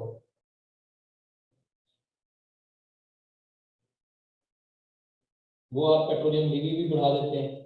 ठीक है जी। वो फिर आपसे कहता है जी हमें पैसा, आपने आईएमएफ आपको पैसा वसूल भी तो करना है ना एक्सटेंडेड फंड फैसिलिटी के लिए जब आप जाते हैं फिजिकल इंस्टेबिलिटी के लिए, तो वो आपसे क्या कहता है, नेक्स्ट सपोज उसमें $6 बिलियन आपको देने हैं, 6 बिलियन के बदले में इंटरेस्ट भी तो लेना है ना, वो इंटरेस्ट अपना वो प्रोग्राम बना के देता है आपको कि ये करोगे तो मेरे पास पैसा वापस आएगा, वरना नहीं आएगा पैसा। ठीक है जी। वो कहता है जी आप अपना इंटरेस्ट रेट भी बढ़ाएं, तो इंटरेस्ट रेट कौन बढ़ाता है, स्टेट बैंक आपकी बढ़ाएगी, इधर वो उसकी मुदाखलत आ गई आईएमएफ वगैरह की। इसी तरह के वो बहुत सारे आपको पूरे प्लान बना के देता है। उसने तो हमसे सी पैक की इंफॉर्मेशन भी मांगी थी, हमने दी थी, उसने कहा ये ना हो इधर से पैसा पकड़ो चाइना को दो, मेरा पैसा उधर चला जाए मुझे मिले ना, तो हमने मजबूरन चाइना नाराज हो गया था इस बार। ठीक है। एनर्जी की प्राइसेस भी हमें बढ़ानी पड़ती हैं, सब्सिडी भी कट करनी पड़ती है, इंपोर्ट बिल बढ़ाना कम करना पड़ता है, एक्सपोर्ट बढ़ानी पड़ती है, इंटरेस्ट रेट इंक्रीज करना पड़ता है, वो टैक्सेस और बढ़ाने पड़ते हैं स्टेट को। ठीक है जी। ठीक है जी। तो ये इस तरीके से वो अपनी अपनी अपनी बहुत सारी वो मनवाते हैं जो आईएमएफ है आपके स्ट्रक्चर डिस्कम प्रोग्राम से। इसमें जो भी आईएमएफ का बिल और पैकेज उसका पूछेंगे इसका अभी जो आईएमएफ का पैकेज है यस पूछेंगे ना, उसी हिसाब से आपसे पूछ सकते हैं कि क्या मैं आईएमएफ के पास जाना चाहिए नहीं जाना चाहिए। अब तक हम 22 दफा जा चुके हैं आईएमएफ के पास। पहली दफा 1950 में हम उसके मेंबर बने थे और 58 कर्जा लिया था पहली दफा, 1958 में हमसे उन्होंने कर्जा लिया था। अब तक 22 टाइम जा चुके हैं। हमारा हर साल फिजिकल इंस्टेबिलिटी का मामला रहता है। देखिए जाना जरूर चाहिए जब आपको क्राइसिस हो, लेकिन आपको अपनी करेक्शन या कलेक्शन, एक बात हुई थी बीच में, शब्बर जैदी ने भी कहा था कि करेक्शन और कलेक्शन, उसको पूरा आर्टिकल उसने लिखा था इसी नाम से। उसने कहा था भाई हमें सिस्टम को बजाय कलेक्शन बढ़ाने के हमें करेक्शन करनी चाहिए, जो टैक्स के लूप होते हैं उनको कवर करना चाहिए, टैक्स अपना बढ़ाना चाहिए। टैक्स में किस तरीके से बढ़ाना चाहिए, ये नहीं है कि टैक्स की रेशो बढ़ा दो, टैक्स नेट बढ़ाओ, हर बंदे को लेकर आओ उस टैक्स नेट के अंदर ताकि हर बंदा टैक्स नेट दे। ठीक है जी। तो वो टैक्स नेट आप बढ़ाएंगे तो क्या होगा, वो ये भी कहता है आपको टैक्स नेट बढ़ाएं, टैक्सेस लगाएं और टैक्स नेट बढ़ाएं, ये आपको आईएमएफ करता है। ये कौन करता है बेसिकली, ये आपकी गवर्नमेंट भी मान रही होती है, स्टेट बैंक की पॉलिसी सारा कुछ इंटरलिंक्ड है। तो अल्टीमेटली जो है वो आपकी ओवरसाइट कम हो जाती है स्टेट बैंक की। SAPS स्ट्रक्चरल एडजस्टमेंट प्रोग्राम तो आपको पूरा प्लान बना के देते हैं, भाई ये हमारा प्लान है, आपने इसके मुताबिक हमें पैसा वापस करना है। उसके बाद आगे आ जाए, उसके बाद है जी आपका monetary policy, fiscal policy, interest rate आपका आ गया। इंटरेस्ट रेट अभी जो है वो चल रहा है कितना, 8% है, 9.75 की इंटरेस्ट रेट है, इंटरेस्ट रेट नहीं नहीं यही है, वही आपकी स्टेट बैंक देती है। हाँ पॉलिसी रेट, इंटरेस्ट रेट भी पॉलिसी रेट भी, ये बेसिकली आपकी जो लोकल बैंक्स होती हैं उनका ज्यादा होता है। आप एचबीएल में चले जाएं, यूबीएल में चले जाएं, 1-2% ज्यादा होगा, ठीक है जी। अच्छा उसके बाद है जी आपका इंटरेस्ट रेट आ गया। टैक्सेशन के इश्यूज, टैक्सेशन के इश्यूज क्या क्या है हमारे यहाँ, लो लो टैक्स में की वजूहत क्या है, लो टैक्स में, टैक्स नेट की वजूहत में सबसे पहले हमारी मेन हो जाएगी है कि एक तो हमारी इनफॉर्मल इकोनॉमी हमारी 36% है। इनफॉर्मल इकोनॉमी में क्या हो जाता है, जो रजिस्टर्ड इन अनडॉक्यूमेंटेड है, रेडी वाले, ठेले वाले, लोकल लोकल शॉप्स हो गई, मार्केट बिरयानी, ये वो सारा कुछ जो रजिस्टर्ड ही नहीं है, क्या नहीं है, रजिस्टर्ड नहीं है। अब बड़े बड़े ब्रांड्स पे जाते हैं ना, कहीं होटलों वाली चेन पे और बड़े बड़े, आपको सीधा ठग करके लगाते हैं 16%। अब एफबीआर क्या कर रही है, जो बड़ी बड़ी रिटेलर्स है ना, उनको उधर वो अपनी मशीनें उससे लगाई हुई मुकर्रर तौर पर, लेकिन हर दुकान पे तो नहीं लगा सकती ना मशीन। आप ये अंदर शहरों के अंदर जो छोटे छोटे बाजार होते हैं उनके अंदर चले जाएं, कोई टैक्स नहीं देगा आपको, कोई नहीं देता। गोदाम अंदर शहरों के अंदर बनाए हुए हैं पीछे बड़े बड़े उन्होंने, ठीक है जी, उधर कोई टैक्स नहीं है। उसके बाद आपकी पोल्ट्री जो है, पोल्ट्री सेक्टर पूरा अनटैक्स, मीट से बनने वाली तमाम चीजें अनटैक्स, गोश्त से बनने वाली चीजें, मिल्क प्रोडक्ट्स सारी अनटैक्स। सर्विसेज सेक्टर ज्यादा है, वकील पैसे देते हैं टैक्स, डॉक्टर देता है नहीं देता, इंजीनियर देता है, टीचर देता है, कोई भी नहीं देते। सर्विस सेक्टर का ह्यूज चंक है जो कि नहीं देते आपको टैक्सेस। दो दो तरीके बनाए हुए उन्होंने, मिले हैं तो उन्होंने एक रिपोर्टिंग और दूसरा नॉन रिपोर्टिंग रजिस्टर बनाया होता है। टैक्स इवेजन और अवॉइडेंस बहुत होता है, टैक्स इवेजन और टैक्स अवॉइडेंस ये भी बहुत ज्यादा है आपका। तो ये आपकी बड़ी टैक्स नेट की बहुत सारी वजूहत है। उसके बाद लूप होल है आपके एफबीआर के अंदर, आपके पास जो भी एफबीआर का आता है थोड़ी बहुत खिला पिला के फारिग कराओ, मतलब मेजॉरिटी ये सीन चलता है कि एफबीआर के सेल्फ बंदे जो हैं वो अगली पार्टी के वो बन जाते हैं वहां से, मतलब है ना थोड़े बहुत अकाउंटेबिलिटी का मैकेनिज्म वीक है। टैक्स लेने गए, अगले ने ऑफर की जनाब ये थोड़ा साइड पे कर दीजिए, मेजॉरिटी होता है इस तरह के, ठीक है आप सबके सामने है, ये मुझे नहीं पता वल्लाह आलम के होता है कि नहीं होता है, लेकिन होता है, ठीक है जी। अच्छा अभी लूप होल है ना, कुछ लॉ के हैं, कुछ क्या है, कुछ क्या है इसके अपने, ठीक है जी, वो बहुत सारे लूप होल हैं बिहार के अंदर। इसकी जो रिकवरी है टैक्सेशन की वो बहुत कम है,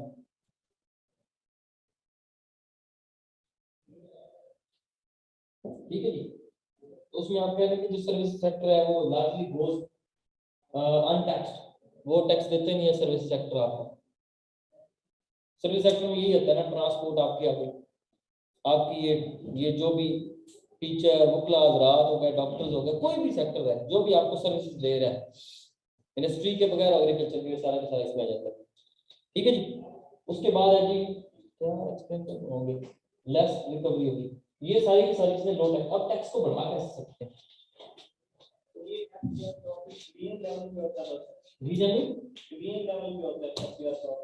मेरे ख्याल से डिवीजन लेवल पे होता है, कमिश्नर एफबीआर का, मेरे ख्याल से यस, ठीक है। तो अब देखिए ना निचले लेवल वही ना loop holes in taxation system, उसको बेहतर कर लें, रिफॉर्म्स लेकर आए आप, मजीद रिफॉर्म्स करें, करेक्शन करें बजाय कलेक्शन के, करेक्शन करेंगे तो मसले आपके ठीक होंगे। करेक्शन आप करते हैं, बिजनेस कम्युनिटी शटर डाउन हड़ताल कर देती है, वो मिलती है जाके बाजवा साहब से, मिले थे ना वो कि जी आपने टैक्स बढ़ा दिया, कम करें। भाई फौज का क्या काम है आपकी इसके साथ, इकोनॉमी के साथ है कोई काम? ठीक है, तो आपको ये बिजनेस कम्युनिटी ब्लैकमेल करती है, उस तरह की पॉलिसी लेकर आने कि आपको ब्लैकमेल ही ना कर सके। टैक्स नेट को बढ़ाएं कैसे आप? नंबर 1, जो हर सीएनएसी है उसको आप एनपीए नंबर बना दें, नेशनल टैक्स नंबर। उसके बाद जितनी भी प्रॉपर्टी है, जितना भी उसके नाम पर रजिस्टर्ड है, सारा पता होना चाहिए एफबीआर को। दूसरे नंबर पे एफबीआर को आप इंटीग्रेट कर देंगे इसके साथ। FBR should be integrated with NADRA और स्टेट बैंक और कमर्शियल बैंक्स। पता होना चाहिए एफबीआर को कि भाई स्टेट बैंक में कमर्शियल बैंक्स का, या जो बैंकिंग बैंक्स हैं उनका, या जो कमर्शियल बैंक के अंदर हर बंदे का, इंडस्ट्री है, फैक्ट्री है, कोई भी बंदा जितनी भी ट्रांजैक्शन 5 लाख से ऊपर कर रहा है, 10 लाख से ऊपर कर रहा है, उसकी हमें इंफॉर्मेशन शेयर करें आप। ठीक है जी, ताकि रिपोर्टिंग मैकेनिज्म एक प्रॉपर चैनल बन सके, प्रॉपर रिपोर्टिंग मैकेनिज्म चैनल बन सके एफबीआर के पास। तीसरे नंबर पे आप क्या सजेशन दे सकते हैं कि एफबीआर के अंदर, ये एफबीआर के पास ये काम नहीं देते उसको कि वो आपका ट्रैक एंड ट्रेस सिस्टम लगाए। ट्रैक एंड ट्रेस किसमें? मैन्युफैक्चरिंग सेक्टर के अंदर।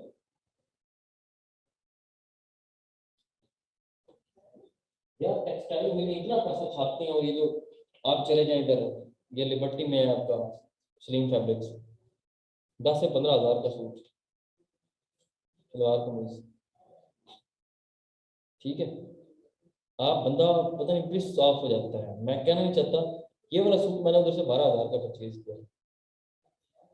अब इस सूट में खास बात क्या है हमें पता नहीं है कि क्या खास बात है, उस वक्त अच्छा लगा ले लिया। 12,000 का सूट, कौन सा सूट बनता है यार सलवार कमीज, सिंपल प्लेन। ठीक है, फिर आप ये सारे का सारा क्या ये टैक्स पूरा प्रॉपर देते होंगे? ऐसे बंदों को लेकर आए ना टैक्स नेट के अंदर। ये इधर एक बिरयानी बनाता है, बड़ा मशहूर है हॉलीवुड वाला, क्या नाम है उसका, उसकी इतनी बिरयानी बिकती है, आप सोचेंगे कितना टैक्स देता होगा। ये मोबाइलों वाले, ये इधर उधर सारा कुछ बड़ी बड़ी चोरी है टैक्सेशन के अंदर। ठीक है, वो आप लेकर ही नहीं आते उसको टैक्स नेट के अंदर। तो मैन्युफैक्चरिंग सेक्टर जो है, खास तौर पे शुगर, सबसे ज्यादा यही पैसा छापते हैं। उसके बाद सीमेंट है, उसके बाद आपका हो गया जनाब टोबैको, टेक्सटाइल। ठीक है, और इसी तरह के और सेक्टर्स हैं, फर्टिलाइजर। इनके ऊपर ये जो आप टैक्सेस लगाते हैं, इनके ऊपर ट्रैक एंड ट्रेस सिस्टम बनाएं।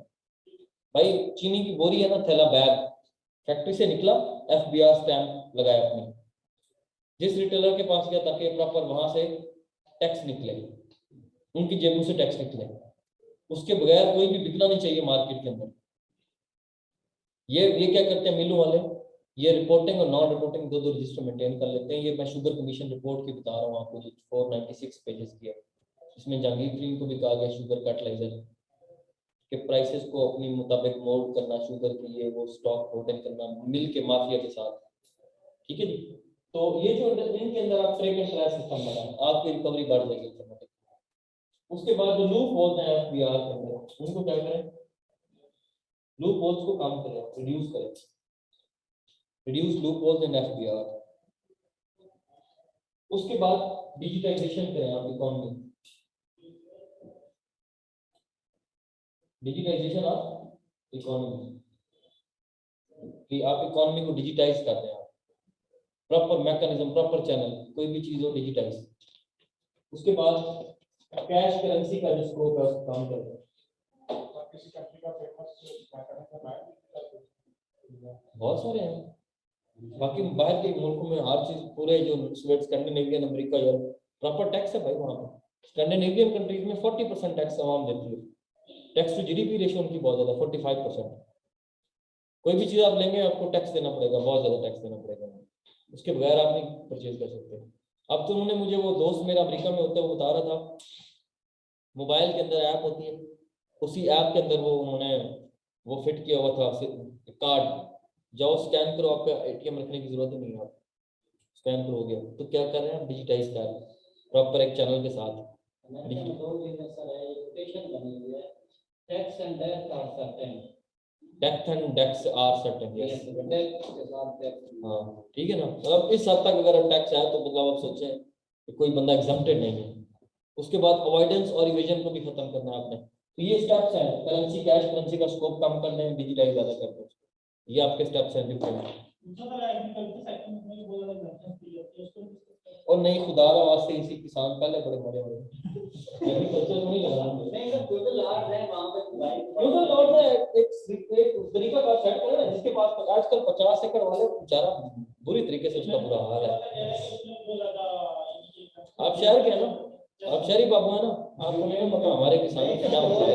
जिनके पास अब 2-2 3-3 एकड़ है, वही बात करूं, आप एक क्राइटेरिया सेट करें कि 50 एकड़ से ऊपर वालों को ठोके आप टैक्स, उनके ऊपर टैक्स लगाएं। हाँ हमारी इतनी है 48।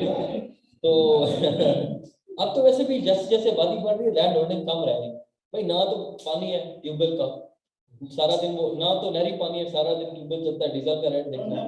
हमारा तो उधर अपना पंप है, चलो बचत हो जाती है, लेकिन ਜਿਹੜੇ बेचारे बाकी लोग हैं क्या वो नहीं भरते। ठीक है, तो किसानों का बहुत बुरा हाल है, एक साल के बाद जाके 1-1.5 लाख रुपए एकड़ देता हूँ। हाँ नहीं सर 20 एकड़ से ऊपर वाले पे टैक्स होना चाहिए सर। 20 भी ठीक है, लेकिन अगर 50 वाला उसके सुन के रखा बकर मेरी जान आ गया, सलाम बकर आ गया, मैं क्लास से जा मैं, चलो गुड हो गया, मैं ओके ओके। तो ये वजूहत है, ठीक है जी, जिनको आप वो ठीक कर सकते हैं। अब हाँ 50 एकड़ से ज्यादा वाले को लगाएं आप टैक्सेस, जिस तरह अयूब खान की एग्रीकल्चर पॉलिसी थी, उसने 500 एकड़ तक रख दिया था, उससे ज्यादा कोई ओन कर सकता। इरीगेटेड लैंड और नॉन इरीगेटेड लैंड 1000 एकड़ थे। भुट्टो ने भी यही किया, भुट्टो ने फिर 500-300 वाला किया काम कि 300 एकड़ इरीगेटेड लैंड और 500 एकड़ नॉन इरीगेटेड लैंड, जो उसकी नेशनलाइजेशन की पॉलिसी थी। ठीक है, तो इसके अंदर आप प्लीज हाँ ये करें, बड़े बड़े जिम्मेदारों को ठोकें, ताकि वो गरीब हो जिसकी बेचारे की 10-15-20 एकड़ है, वो उनको बचता ही कुछ नहीं है।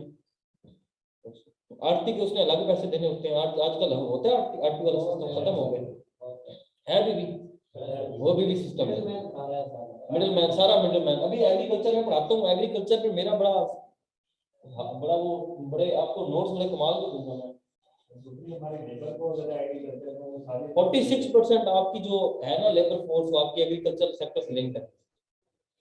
ठीक है, और एग्रीकल्चर सेक्टर के 4 अभी वो पढ़ाता हूँ आपको। टैक्स टू जीडीपी रेशियो हमारी 11%। टैक्स टू जीडीपी रेशियो कितनी है? 11%। किसान बेचारे का हाल ही बहुत बुरा है, बहुत बुरा हाल है। Tax to GDP ratio GDP के अगेंस्ट जितना आपका टैक्स की कलेक्शन होती है वो 11% है।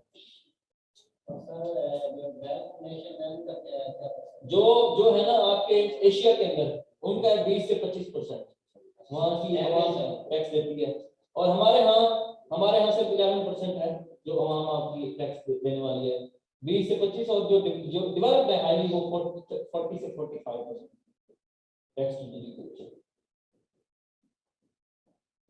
एशिया के अंदर है मेजॉरिटी कंट्रीज में, और ये पाकिस्तान में, और उसमें भी गुड्स पे वफाक टैक्स लेता है, सर्विसेज पे नहीं, सर्विसेज पे हम सर्विसेज पे वफाक लेता है, गुड्स पे सूबे लेते हैं पाकिस्तान के अंदर। हाँ ये तो हाल ना कुछ यार, बेचारों की फसल ही 7-6 महीने वेट करना पड़ता है। फिर कपास की जो हाल है आजकल, दवाइयाँ, मैं तो जाता हूँ, मैं उधर ही गाँव में होता हूँ अक्सर, जब मैं जाता हूँ तो मैं तो पता होता है सारा कैश पे ले रहे होते हैं जी, फिलहाल दवाई जी 3000 की है, 4000 की, 5-6 हजार का भी लीटर होता है, 2-2 हजार का से लेकर 6-6 हजार रुपए तक एक स्प्रे की लीटर खत्म 1 एकड़ के लिए।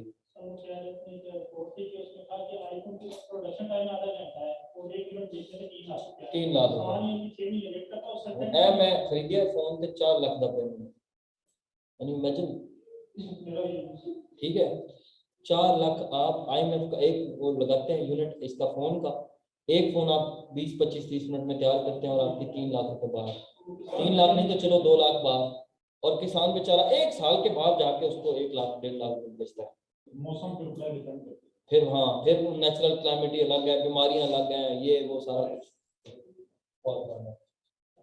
ठीक है जी। उसके बाद SOE, state owned enterprises. State owned enterprises क्या है? आपकी पीआईए, रेलवे, स्टील मिल। मेरा आज टारगेट है कि आपकी इकोनॉमी पूरी खत्म करवा दूं।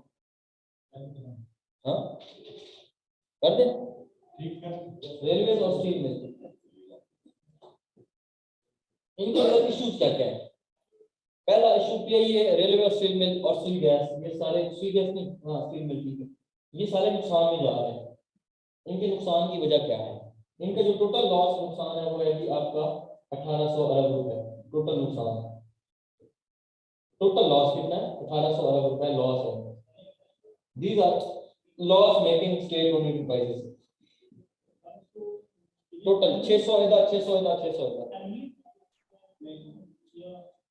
नहीं, रेलवे का सबसे ज्यादा है, पीआईए का, उसके बाद स्टील मिल का, उससे कम मतलब।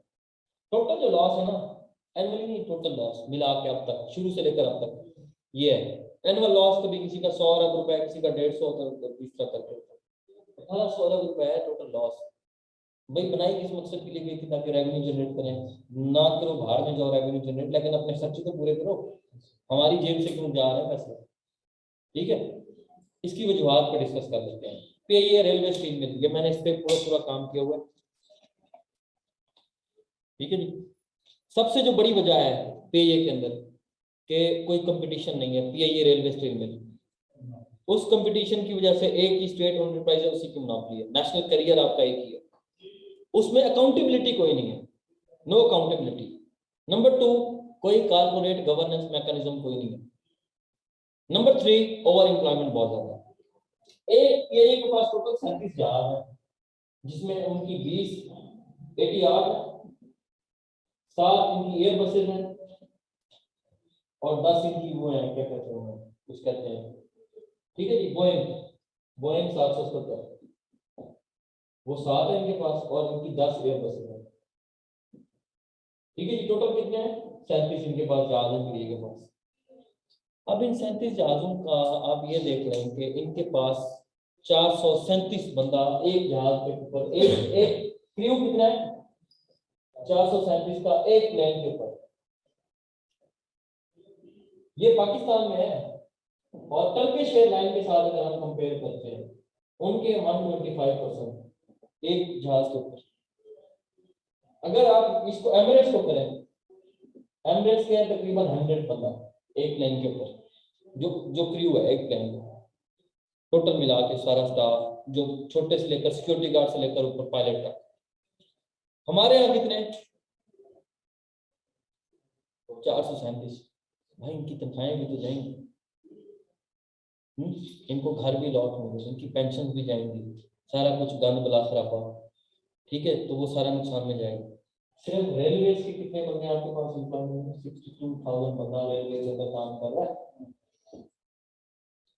इनकी सैलरीज कहाँ से आएंगी?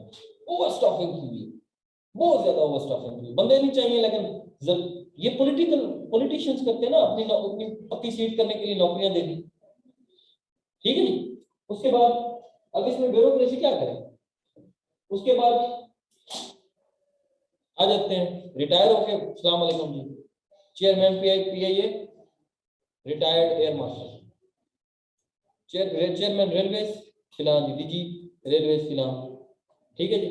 नॉन टेक्निकल बंदे, सियासी या ब्यूरोक्रेट्स या फिर आर्मी वाले बंदे रिटायर हो गए, या फिर ये जो सुई गैस है, स्टील मिल है, कोई भी इदारा, नेशनल बड़ा इदारा देख लें, चला कौन रहा होगा? नॉन टेक्निकल बंदे, फौजी वाले या ब्यूरोक्रेट्स रिटायर 60+।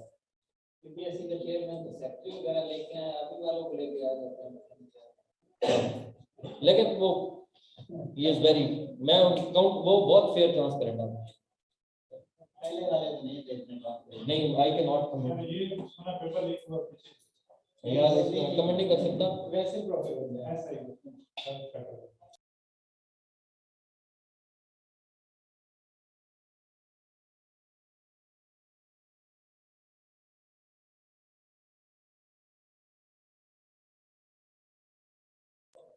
ठीक है, इसलिए हम लोग मुताद हो रहे हैं। कोई नहीं पता बली का बात है, ठीक है, उससे बेहतर है मैं कहता हूँ उठता वक्त दिमाग में ही होना चाहिए, ठीक है। उसके बाद आगे चलते हैं, ये सारा कुछ आपको पता चल गया। इसके बाद ओवर स्टाफिंग बहुत ज्यादा है इनके पास, कारपोरेट गवर्नेंस नहीं है। अच्छा, उसके बाद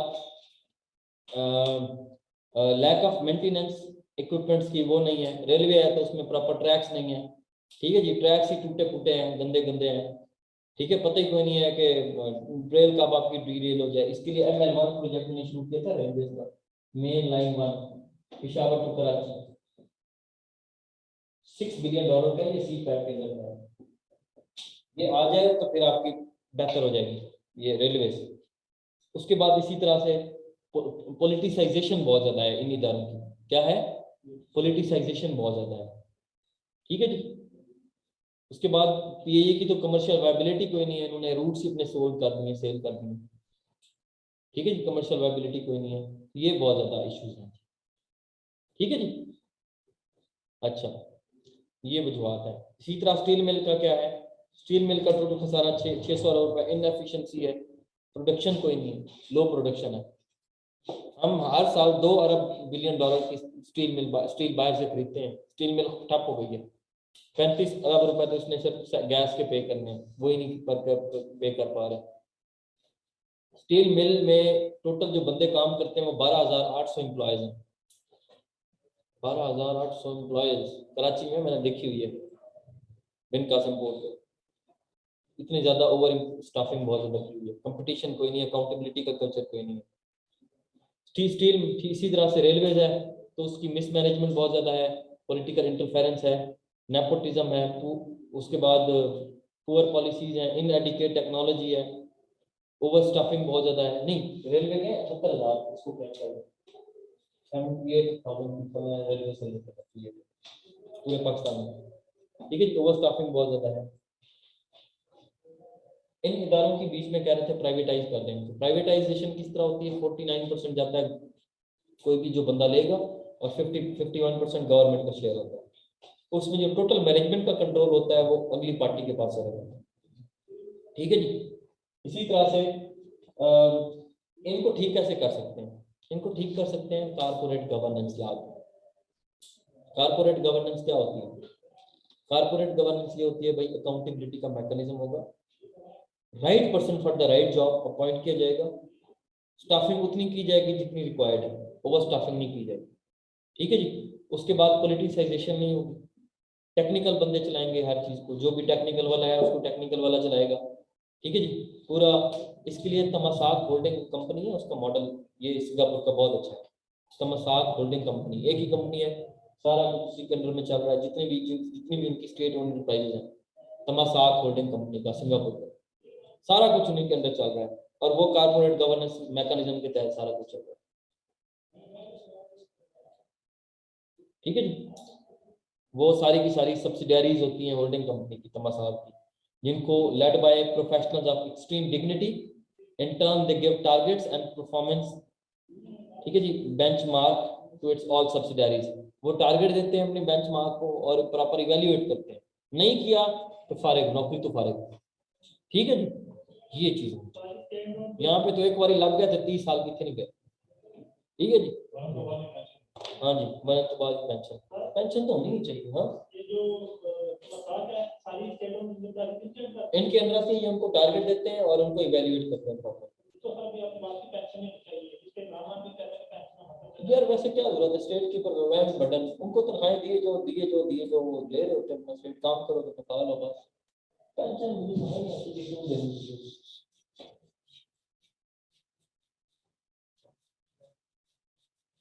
सिर्फ फौज की पेंशन 436 अरब रुपए की है, कितनी? 436 अरब रुपए, ठीक है।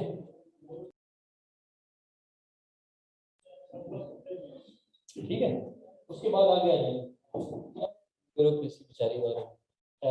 लार्जेस्ट एक्सपोर्ट हमारी टेक्सटाइल की है, $16 बिलियन है हमारी टेक्सटाइल। कितनी बिलियन डॉलर की हम बाहर बेचते हैं? $16 बिलियन की टेक्सटाइल बाहर बेचते हैं। और एनर्जी क्राइसिस का ये इशू है हमारे यहाँ, सुन लें कि हम जो बनाते हैं ना एनर्जी क्राइसिस, एफबीआर में लूप होल्स ये हैं कि भाई ये पूछ रहे हैं सवाल। नंबर 1, अवॉइडेंस और इवेजन बहुत ज्यादा है। एफबीआर के खुद के बंदे उन कारपोरेट जो जो कारपोरेट इंडस्ट्रीज होती हैं या कारपोरेट कोई भी सेक्टर होता है उसके लिए काम कर रहे होते हैं, उसके वकील बने होते हैं। दिन को इंस्पेक्टर, रात को वकालत। उनको बता रहे होते हैं अच्छा आप मुझे इतने पैसे दे दें तो आप इस तरह से बच जाएंगे। लूप होल्स, टैक्सेशन के लूप होल्स, बहुत सारे लूप होल्स होते हैं, लॉ के लूप होल्स हो सकते हैं, ठीक है, जो लॉज पुराने बनाए गए हैं सारा कुछ। उसके बाद हम किस पे बात कर रहे थे? एनर्जी। हमारे यहाँ 36,000 मेगावाट की टोटल एनर्जी की पैदावार होती है, प्रोडक्शन कैपेसिटी जो है नहीं इतनी है प्रोडक्शन कैपेसिटी।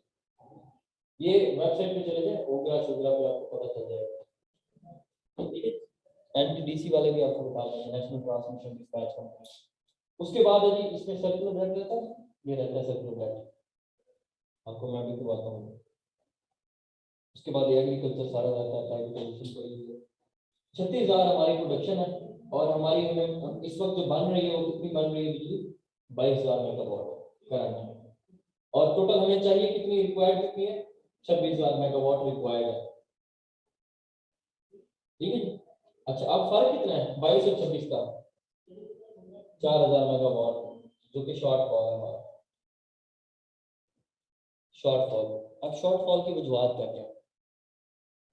पहले तो आप जाएंगे 36,000 बन रही है तो मैं 26 क्यों बन 36 की कैपेसिटी है लेकिन बना 22 है।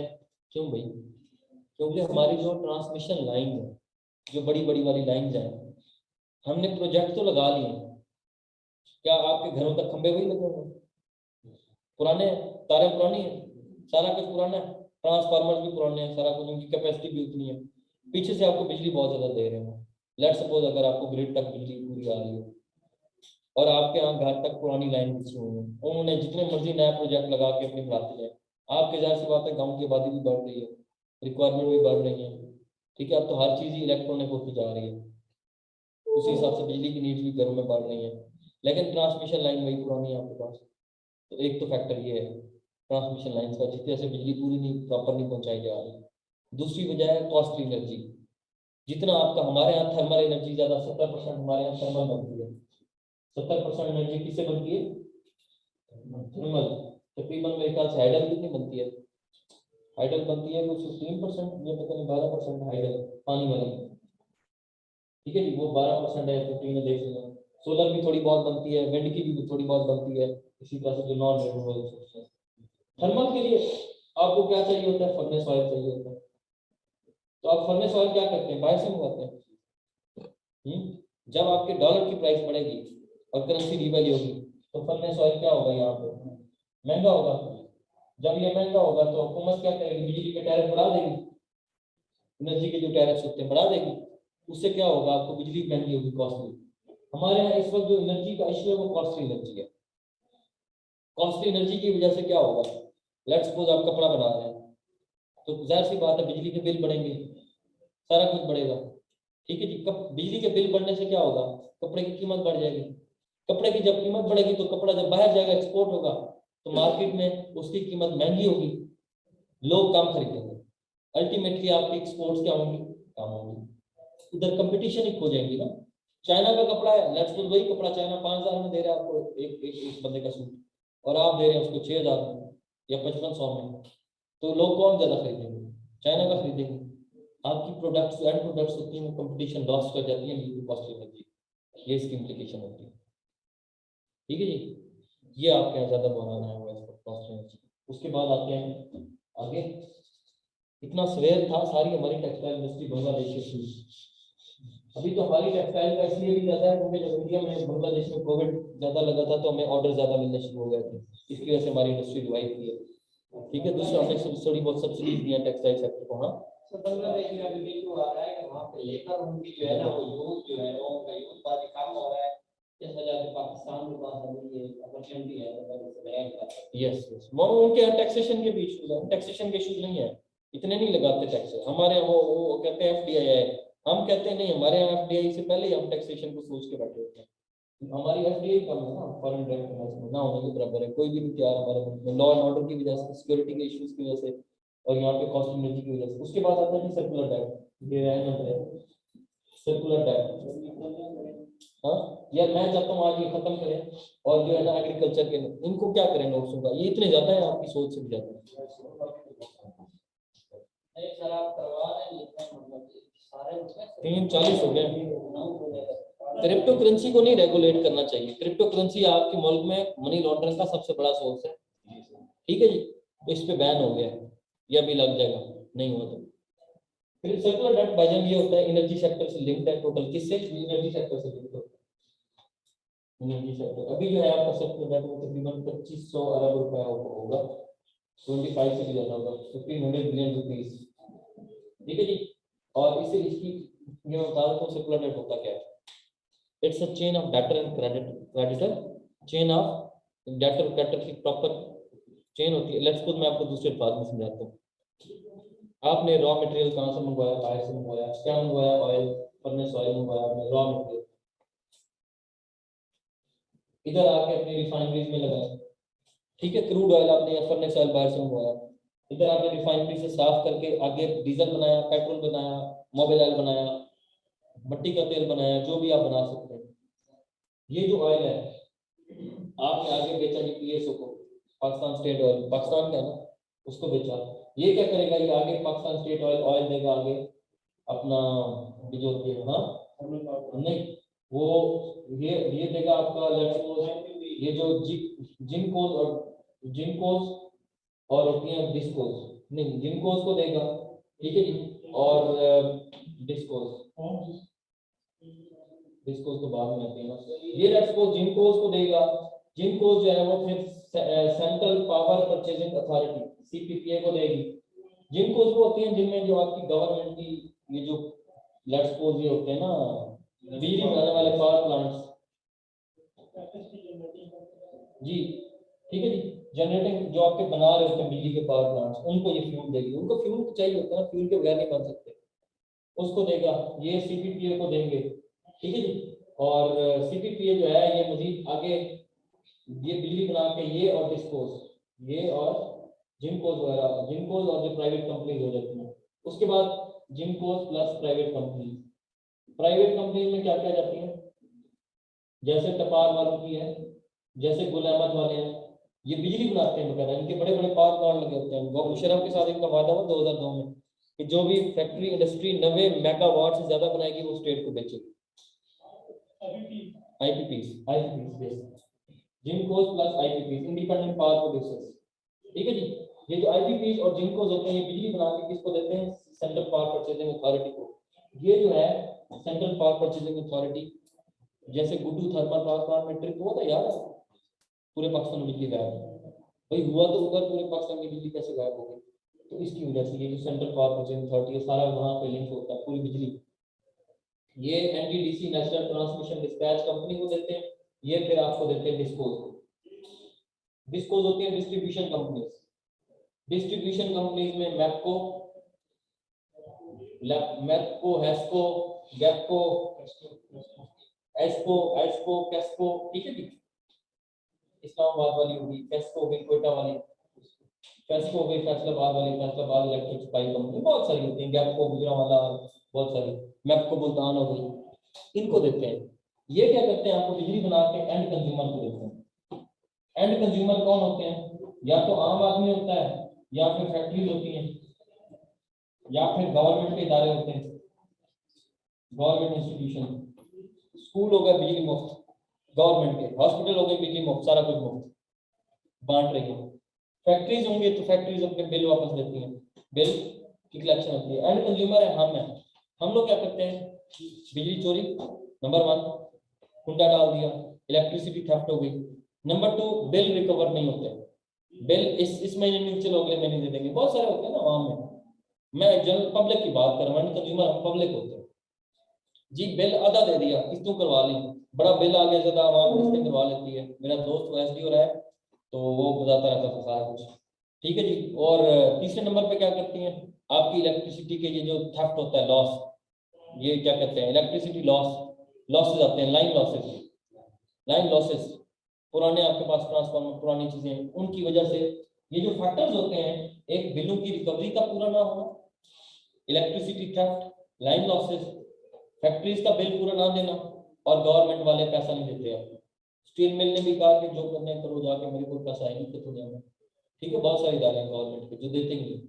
तो उससे क्या होता है कि ये जो जितने रुपए की पैसे बिजली बना रहे होते हैं, इनके पास उतने रुपए नहीं आ पाते, रिकवर नहीं हो पाते बिल सही से, या इनके अपने लॉसेस बहुत ज्यादा होते हैं। फिर इन्होंने अपनी तनख्वाहें भी निकालनी होती हैं, सारा कुछ निकालना होता है, इन्होंने वापस पैसा करना होता है इसको सीपीपी को, सीपीपी वापस पैसा करती है सीधा इनको पीएसओ को। ठीक है जी, सीपीपी किनको वापस करती है, इनको भी देती है और आईपीपीस को भी देती है जो बिजली बना के दे रहे होते हैं। जब इनको ये देती है, फिर पीएसओ के पास पैसा पूरे नहीं हो पाता, रिकवरी नहीं हो पाती, पीएसओ के पास रिकवरी नहीं होगी तो आयु बाहर कैसे मंगवाएंगे। तो ये आपके पास गर्दिशी कर्जा होता है जो एक ने दूसरे को, दूसरे ने तीसरे को, तीसरे ने पहले को, इस तरह चेन में चल रहा होता है, तो कहते हैं गर्दिशी कर्जा। समझ लगी है? 2500 अरब रुपए का इस टाइम में। इसमें बहुत सारे और भी फैक्टर आ जाते हैं। फ्यूल प्राइस एडजस्टमेंट लेट करते हैं, तेल बाहर से मंगवा लिया सस्ता था, बिजली अब पीछे से आ रहा है महंगा आ रहा है, तो आपने बिजली की प्राइसेस बढ़ानी पड़ती हैं। 15 दिन के बाद तेल की कीमतें बढ़ती है ना आपको, ये इसीलिए किया फ्यूल प्राइस एडजस्टमेंट के लिए, वैसे भी टैक्स ज्यादा निकलेगा उनकी वजह से। मैडम आप बोर हो रही है? अच्छा, समझ लग गई है इसकी? पहले कभी लगी थी? चलो गुड हो गया। उसके बाद आगे आते हैं। यार मैंने पढ़ाना तो बड़ा कुछ था लेकिन टाइम ही। हाँ मैं चाहता हूँ एग्रीकल्चर को कल पढ़े। एग्रीकल्चर में तो बड़े सारे इशूज हैं। एग्रीकल्चर के इशूज क्या है, एग्रीकल्चर के सॉल्यूशंस क्या क्या हैं। हमारे यहाँ तो सॉइल टेस्ट तक नहीं होते भाई। ठीक है, उसको बेचारे किसान क्या क्या मसले बताएं आपको, ये तो कल मैं आपको बताऊंगा। ठीक है जी, तो आज की क्लास यहाँ पे एंड करते हैं इंशाल्लाह। कल की क्लास में मैं आपको चाह रहा हूँ कि कल हम आपको एग्रीकल्चर करवाएंगे, टूरिज्म, प्राइवेटाइजेशन ये जुड़ाए गए, और उसके बाद ये सी फ्रैगमेंट कल आपको करवाऊँ, उसके बाद सोशल इश्यूज करवाऊँ। कल की क्लास 2.5 घंटे की होगी, और सोशल इश्यूज में सारे करवा दूंगा। ये जो लिस्ट बनी थी ना, छोटे छोटे इनकी कॉजेज क्या है, इनके इम्पैक्ट्स इनकी, ताकि इंटरव्यू के पॉइंट ऑफ व्यू से आपके क्लियर हो जाए। इकोनॉमी तो बहुत बड़ा वास्ट टॉपिक है, जितना भी जो डेफिनेशन है वो यही पूछेंगे आपसे, और कुछ नहीं पूछेंगे। हाँ, इसका मेन तो वही होगा ना कि जीडीपी क्या होता है, यही पूछेंगे आपसे। जीडीपी क्या होती है, जीडीपी की ग्रोथ रेट क्या है, परसेंटेज क्या है, टोटल वॉल्यूम कितना है, आपके एक्सपोर्ट्स टोटल कितने, इंपोर्ट्स कितनी है total, current account deficit, trade deficit, यही डेफिनेशन आपसे पूछते हैं बस। इकोनॉमिक चैलेंजेस क्या है पाकिस्तान के, वो मैं आपको बता देता हूँ। मेजर इकोनॉमिक चैलेंजेस अगर वो आपसे पूछें, जी tell me the 5 major economic challenges, तो आपके पास नंबर 1 आपको बताना है कि हमारे यहाँ 2 सेक्शन है। नंबर 2, हमारे यहाँ पुअर इंडस्ट्रियलाइजेशन है।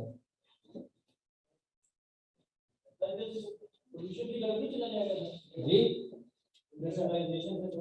क्या किस पे चला जाएगा? नहीं जानी, पुअर इंडस्ट्रियलाइजेशन है। मैं कह रहा हूँ इंडस्ट्रियलाइजेशन ज्यादा होगी तो दूसरा नहीं वो उधर नहीं जाएगा आपसे। Environment friendly technology industry. हाँ आप तो रिन्यूएबल एनर्जी यूज करें आप लोग। ठीक है, जैसे चिमनी पे फिल्टर लगाए आप, इस तरह के बहुत सारे फैक्टर हैं। लेकिन अल्टीमेटली चाइना बढ़ा रहा है इंडस्ट्रियल बढ़ा रहा है। Share copy of notes and group देखूंगा मैं, अगर हुई तो नोट कर देंगे ग्रुप में शेयर, लेकिन ग्रुप से फिर आज वायरल हो जाना। लेते तो है नहीं क्लास। ग्रुप में कितने बंदे हैं? 45 आया वैसे, 45 34 बैठे हैं। हाँ बाद में क्या कर सकते हैं। उसके बाद वो चलो कर देंगे। उसके बाद है जी आपका ट्रेड डेफिसिट। सर वहाँ पे लैंग्वेज चेंज हो गया, लेकिन फिर भी थोड़ा सा फायदा उन्हीं को है जो लेस क्लास वाले हैं, उनको, बाकी तो कुछ नहीं होगा। नंबर 4 ट्रेड डेफिसिट है। ठीक है, नंबर 5 एक्सपोर्ट्स हमारी लो है, लो एक्सपोर्ट्स। नंबर 5 बात उसी में जाता है, इसी को लोग बात का ट्रेड डेफिसिट भी कह देते हैं। ट्रेड डेफिसिट को अगर आप ट्रेड डेफिसिट नहीं करना चाहते, लेकिन बहुत बड़ी टर्म आपको पता चलेगा ट्रेड डेफिसिट का, आपको पता है हमारे यहाँ लो एक्सपोर्ट, आप ये भी कर सकते हैं। ठीक है जी, जो एक और वजह है पुअर डिस्लेशन लो टैक्स के बाद, कि आप कह सकते हैं कि हमारे यहाँ जो है जो सेक्टर्स कौन से होते हैं वो नॉन, नहीं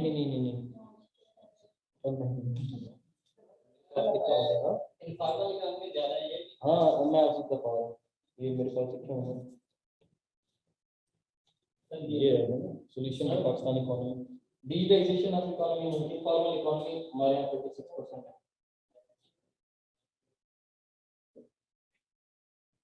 ठीक है, वो वैसे लो टैक्स नेट में आ जाती है। नॉन ट्रेडिशनल सेक्टर्स हमारे यहाँ जो है वो एक्सप्लोर नहीं है, नॉन ट्रेडिशनल सेक्टर्स।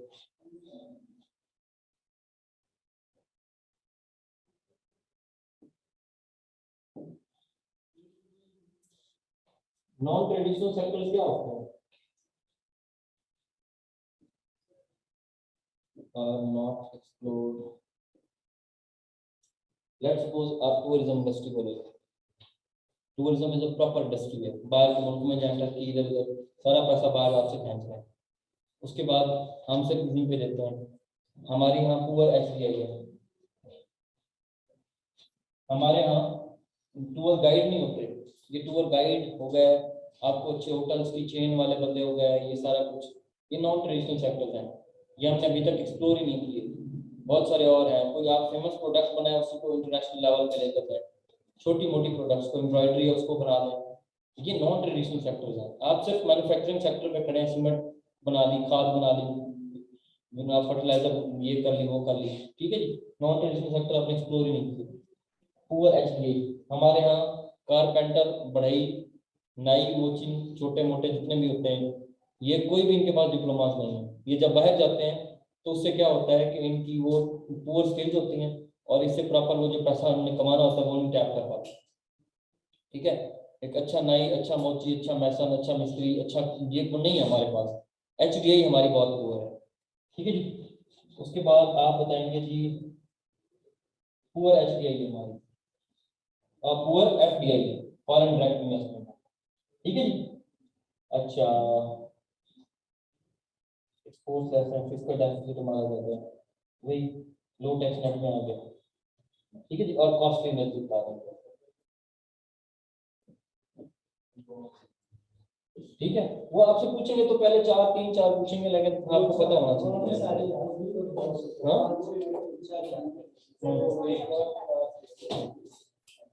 प्राइवेटाइजेशन है, उसके बाद loss making state of prices बता सकते हैं, loss making state on prices, ये भी आप बता सकते हैं। उसके बाद फिर आप आगे है ना एग्रीकल्चर सेक्टर को लेना, less production of agriculture sector या यील्ड खुद की कम होती है। इंडिया में 1 हेक्टर से आप 2 मिलियन मीट्रिक टन ले रहे होते हैं, और यहाँ पे 1 हेक्टर से जो है वो आपको 1 मिलियन मीट्रिक टन आप ले रहे होते हैं, इस तरह का कुछ था। Less production of agriculture sector, ठीक है, एग्रीकल्चर सेक्टर की बढ़ा सकते हैं ना, यील्ड बढ़ा सकते हैं, अच्छे बीज आप पैदा करें। कपास पैदा होती है पहले ही कीड़ा खा जाता है, ऐसे बीजेज हैं हमारे यहाँ। तो उससे क्या होता है, उससे जब हमारी टेक्सटाइल सेक्टर ही सबसे बड़ी है, हमें सारा बाहर से मंगाना पड़ता है टेक्सटाइल का रॉ मटेरियल, कॉटन। ठीक है जी, आपका इंपोर्ट बिल बढ़ता है, नुकसान होता है। ठीक है जी, तो यही है, बड़े हैं, बहुत बहुत है। ठीक है जी, ये है जी आपके जिनको आप कर सकते हैं। नंबरिंग के साथ शुरू कर दें, जिस पे आप ज्यादा बोल सकते हैं उसको नंबर 1 पे रखें। जैसे लो टैक्स नेट है, अब वो इसी पे आपसे पूछ सकता है भाई टैक्स को कैसे बढ़ाएं, तो पीछे स्टेप्स आपको बताए हुए ना, आप उसको खेल सकते हैं। सर एक्सपोर्ट को कैसे बढ़ाएंगे? हाँ, एक्सपोर्ट को कैसे बढ़ाएंगे? एक्सपोर्ट को, yes it's a very good question. ठीक है, एक्सपोर्ट को कैसे बढ़ाएंगे, एक्सपोर्ट को कैसे बढ़ाएं, सुन ले यार, एक्सपोर्ट को कोई बात नहीं, एक्सपोर्ट को कैसे बढ़ाएं, लोकल इंडस्ट्री को स्टॉप करता है।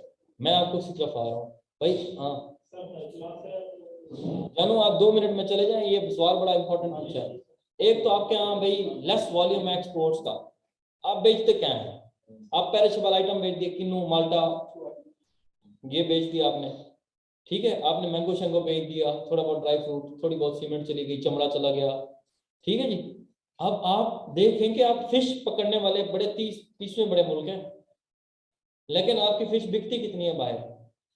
आपके पास मिल्क छठा बड़ा मुल्क है पाकिस्तान, मिल्क प्रोडक्ट बनाने वाला, मिल्क हमारा कितना बाहर जाता है, जाता ही नहीं है। ठीक है जी, मिल्क प्रोडक्ट से नहीं जा पाते। उसके बाद आप प्रोडक्ट्स के अंदर वैल्यू एडिशन नहीं करते। आप प्रोडक्शन में रॉ वैल्यू एडिशन कैसे नहीं करते?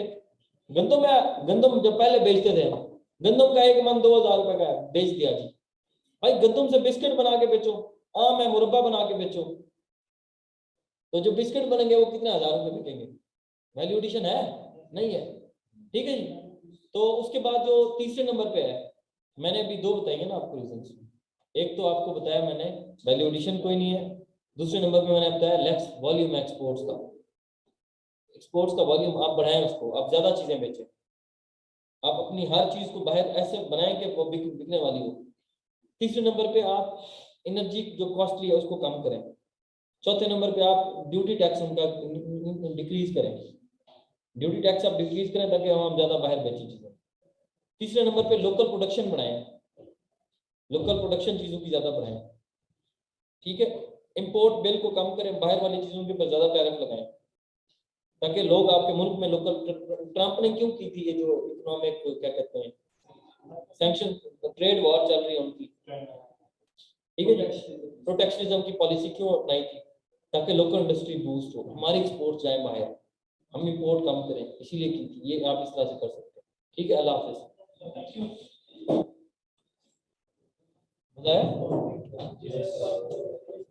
चलो, ओके।